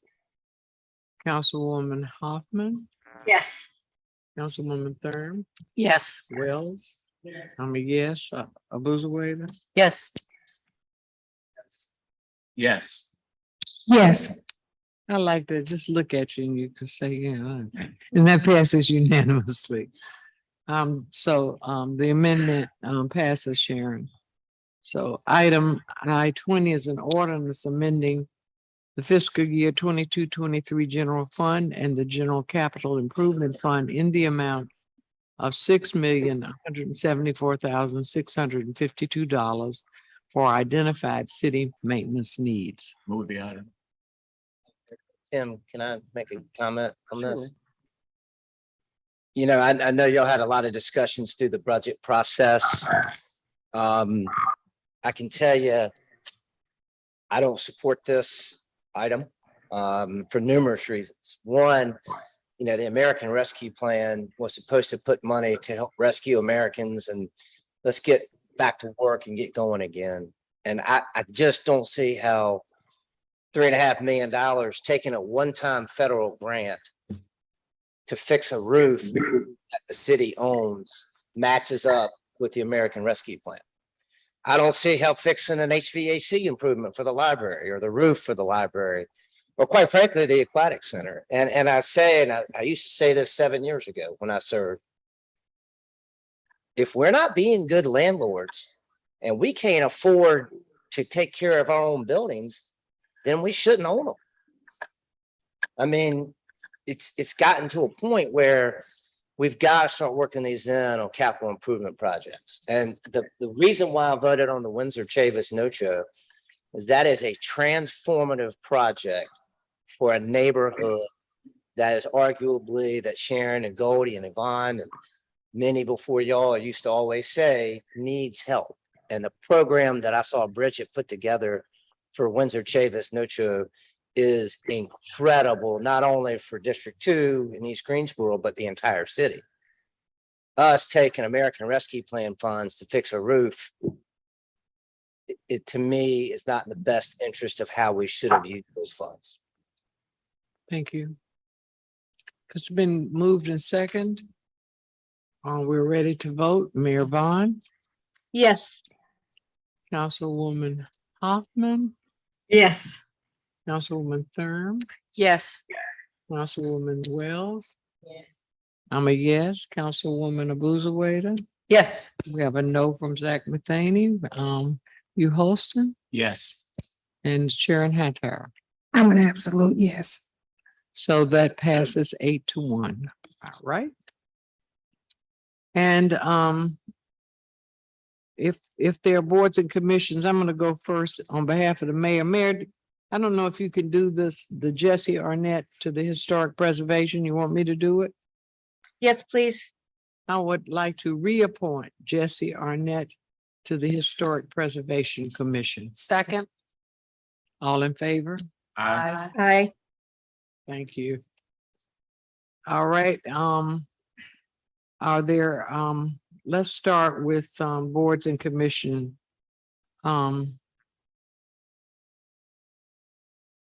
Mayor Vaughn, you have any appointments? Not this evening. How about you, Ms. Hoffman? Yes, I have one. I want to reappoint Emily Linden to Parks and Recreation, please. Okay, all in favor? Aye. Okay. Any other? No, thank you very much. Councilwoman Thurm, None for me tonight. Thank you. Councilwoman Wells, Yes, I'd like to appoint Grace Garrett to the ABC Board. Grace Garrett. Second, Second. all in favor? Aye. All right. I'd like to appoint Latoya Gathers, Dr. Latoya Gathers to the Zoning Board. Second. All in favor? Aye. I'd like to reappoint Lisa McMillan to the Transit Authority Commission. Second. All in favor, say aye. Aye. Aye. Okay. Is that it for you, Dr. That's it for Wells? Councilwoman Abuzawader, None this evening. Thank you. Councilman Matheny, Councilman Holston. Yes, I do have one, Madam Mayor Pro Tem, for the Parks and Recreations. I'd like to appoint Cecily Crawford. That's a great appointment. I'm gonna second that. All right, all in favor, say aye. Aye. Aye. That it, Hugh? And that is it, yes, for tonight. Ms. Hightower? None tonight. Okay, I'm gonna start with you, Mayor. Vaughn. I'm How tired. quick they forget. Mayor Vaughn, I'm gonna start with you. You have any Yeah. comments you want to make? Not this evening. All right, how about you, Ms. Hoffman? I don't have anything either, Mayor Pro Tem. Thank you very much. You're welcome. You, Ms. Thurm? No comments tonight. You, Ms. Wells? Yes, I do have some comments to make. When we had our reorganization meeting on Thursday of last week, my campaign manager wasn't able to be here. And another one of my steering committee members, Delora Williams, because Delora wasn't able to be there. Working. And she was working, but I want to thank them because I wouldn't be sitting here tonight had it not been for the work that Tiffany Rudd did as leader and as the members of the team, and they solicited volunteers, and that's the reason I'm here. And I want to thank them openly for what they've done to make this happen. I also would like to invite you all to this on Sunday from 1 to 5, the Renaissance Blues and Food Market. There'll be a free concert, free resources, food, and vendors. And representatives from our city parks and rec department will be there because the citizens are concerned about the Peeler pool and the conditions there. So there will be some representatives there from Parks and Recs, and you can come and give them your ideas about what you think should happen at Peeler Center. So don't miss it. Come out to the Renaissance shops on Phillips Sunday afternoon from 1 to 5. Okay, thank you. Anything else? Dr. Wells, anything else? That's all. Thank you. Okay, the Community Foundation has a fund that helps Black and brown small businesses, and Bruce Katz has an initiative and is working with them. I would like us to have a discussion about this to evaluate whether we want to partner with High Point, Guilford County, and of course, the Community Foundation and Bruce Katz on this particular subject. I know that the mayor has met with him. I know our city manager is very much aware, and Sue Schwartz. So all I know is in finding out about this, I looked at Cincinnati, Ohio, who's doing this, and they're doing a fantastic job. It's going extremely well. But I want us to have a conversation about how we feel about this and whether we want to partner with Guilford County and High Point and the other entities. And as soon as we can get that, okay, thank you so much. All right, Ms. Councilwoman Bluesaway. Thank you, Madam Mayor. Very briefly, since our last regular meeting, not our organizational meeting, I think most of us were at National Night Out. We need to mention that. I think everybody went to many, many places and everyone enjoyed that. 19. Yes, Goldie Wells gets the record. She went to 19 places. I only made it to 11. So yes. So you know, we had a great time. It was great building relationships with the community, meeting new people, meeting old friends, people you've known for years and hadn't seen in a while, especially, you know, because of the pandemic. People were really glad to be out and about and greeting each other as neighbors. August 8th, there was the graduation of the police recruits. They are now out in the field with someone. And also there was a promotion ceremony at the same time. Last Saturday, I had the honor of attending a luncheon given by the NAACP WIN Committee in honor of Sharon Contreras, the superintendent who is leaving to move on to another project. She's going to be head of the innovation project, which will include all of the superintendents from all across North Carolina. So that was very enjoyable. And I know she appreciated, you know, I kind of sent greetings from the city and told them how everyone, you know, hated to see her go. So that's all I have, Madam Mayor Pro Tem. Thank you. I forgot something. Sunday night, there was a wonderful gospel performance at Main Event in Jamestown, and it involved people who worked in the Guilford County schools. There were principals, there were assistant principals, and the music was great and their voices were beautiful. And part of the donations went to their favorite schools. So I just want to give kudos to my son who did it, Walter Johnson, who runs Main Events in Jamestown. And it was a great event and absolutely wonderful talent. The principal of Andrews, I think he's had, I don't know how many hits when he had his graduation and sang at Andrews, and the principal of Wellborn was absolutely fantastic, and many others, but I just wanted to give him a shout out. Thank you. Amy? Thank you, Madam Mayor Pro Tem. I just want to say, you know, it kind of feels good. Somebody asked me how it feels to be back. It feels good to be back, and I appreciate everybody on this council, how y'all have welcomed me back, all of you. No, it's been fun. Hopefully, I know we're going to have some hiccups as we go along the next 3.5 years, but we've, you know, from District 3, we've hit the ground running. It didn't take long for people to start emailing me. But I appreciate how this council, being the one new person on, how y'all treated me and welcomed me back. So thank you very much. Mr. Holston? Yes, Madam Mayor Pro Tem, a couple of things. enjoyed the Wyndham Golf Tournament being put on out at Sedgefield, another economic driver for our community. It was a great activity and had great weather most of the time, unless it was raining towards the end. But other than that, it was a great event.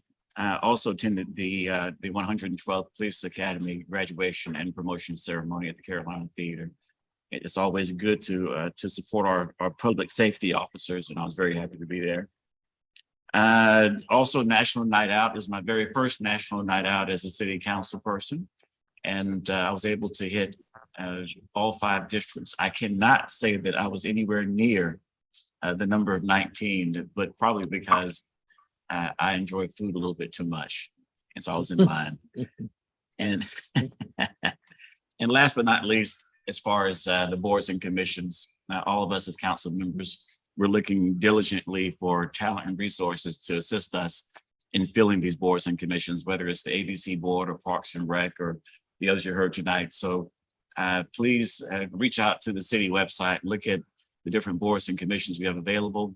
We need your talent, we need your resources, we need your time to help us to manage and lead this city. So I would encourage all to consider boards and commissions for the city of Greensboro. Madam Mayor Pro Tem, that's it for me. Councilman Hoffman, did I ask you if you wanted to make any comments? I'm sorry. Yes, you did. Thank you very much. I just didn't, because you're on that TV, sometimes You forget. my eyes go somewhere else. And last but certainly not least, Councilwoman Hightower, you got 3 minutes. I'm gonna spend my 3 minutes welcoming back Carter. Zach.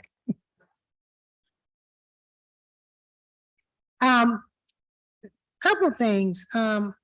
First, there is a Southeast Community Day on Saturday from 11 to 4. As you heard reference tonight, Southeast Coalition is started up because it's a coalition of communities and neighborhoods in the Southeast that are starting to see a lot of development out that way. But a lot of that development is not doing what we saw tonight, which is engaging them and, asking about the needs of the community. And so they are having a resource fair on Saturday, and it is from 11 to 4 at Brown Center, and they'll have hot dogs and things of that nature, fun things for the kids, but also a chance to interact with the city officials, as well as some of our departments. They're actively engaged in what is happening on that side of town. And of course, we want development in the East. We're not opposed to that. We've been asking for it for years, as you know. But now that it's coming, it needs to come responsible. It doesn't just need to dump people in an area, because you're doing that, but you're not bringing the extra resources with it. Police and fire and grocery stores aren't coming, trash trucks. Every time we annex, we need to buy a trash truck and hire about 6 people, because they got to keep going picking up trash more and more and more. So we need to really start to think about how we're growing. We look at, we need the tax base, but how are we doing? And Zach, the reason why we're having to spend ARP money, because we don't have the funds in the budget to use the way we should have been for our capital projects. And ARP money is for neglected and underserved areas, transformative projects, but also for capital needs. And so we have to look at doing that as well. But yeah, come to Southeast. Also on Saturday, there is a Triad Minority Business Expo, and it's being held at the Coliseum. It's from 12 to 5. Our MWB office is a part of that. They're helping the office from out of Winston and High Point. We're doing a collaborative effort already, working toward minority businesses, minority and women businesses. So I invite you to that. Kind of finally, if you will, and I mentioned clubs earlier tonight when we talked about the other neighborhood. We got to really focus on getting some tighter ordinances around nightclub activity. Too much is happening. Thankfully, ALE got the ABC license suspended for 30 days at Blind Tiger, but they continue to operate even with that being suspended. And I'm all about business, but business has to be the right kind of business. And if you read the affidavits that were sent, everybody said that is a dangerous place. It's a questionable place. We don't need to put our citizens in jeopardy, in danger. I am concerned about violence as the next person. There are people out there sending us emails and things. Y'all need to do something about violence. Well, we tried at one point. People got upset, so we went to this safety review plan. That safety review plan is not working, to be perfectly honest with you. It needs some more teeth to it. It needs to be coupled with some stronger ordinance requirements. And I sent Andrea Harrell some information the other day where Florida is doing things like safety permits. And so I'm asking her and the legal department to look into that because we have to make Greensboro a safe city. We're growing, as you can see, and we want everybody to live a good quality of life. So I really want to know, Trey, where we can get, ma'am. And be safe. And be safe, absolutely. So Trey, when can we start to look into that? Because that is a concern for me. And I want to start to see us treat people fairly too. Because just like we shut down Tranquillo, we need, and I'm glad ALE worked it out for us, worked on it for us, but we just need to make sure there's a fair plan in place too. Yes, ma'am. They do have a meeting tomorrow and there's some follow-up that we'll provide for you. Probably end of this week and going into next week. But we are expediting the efforts to address those issues for you. Not just for you, but for everyone. So. Yeah. And I would like to say I appreciate Sharon's comments about the nightclubs because it is something that we've talked about for a while. And I know that she put, I believe it's Secretary Buffalo. Do I have that correct, Sharon? Yes, that's correct. In communication with Trey and other staff members, and that's been really helpful. I mean, we do have an ordinance that we've looked at from time to time, and maybe it's time to bring it out because I think people are really with COVID, going the way that it is and more bars and restaurants opening. We see that it is a place where, trouble occurs. Then if we identify other places that trouble occurs, we can look at them as well. But I do want to say I appreciate the fact that you want to dust off the work that we did and see what we can do to move it forward. Thank you.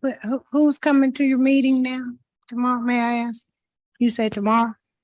So Councilwoman Hightower, what we're going to do amongst our staff members, take a look from the legal department as well as zoning and a few other departments in-house. But then also we'll have to have some communication with our other partners. As you know, a lot of the things that we run into are areas of the law that are governed by our state partners. So those are some communications that we'd like to have and bring you back essentially a full scope of how we can address the issue with more strength. And we do appreciate the support. And I believe that you are supposed to meet with the deputy of the North Carolina Department of Public Safety, the deputy director. Or the director? Actually, the director of ALE, who has communicated with the local agent who's in charge of this area, who has been in communication. And so ultimately the goal is for that state agency to partner with us. So our local officers have been in touch with that area supervisor. So we can provide an update from there. All right. Thank you for that. I appreciate that. That's it. And I didn't go to 19 places National Night Out. Sorry, Goldie. I'm gonna have to figure. I'm gonna have to talk to you. She got new tennis shoes. That's why she. Is that what it was? Okay. Let me go to our assistant city manager. Nothing this evening. Thank you. And to our attorney. Nothing this evening, ma'am. Thank you. Wow. Okay. All in favor say go. Go.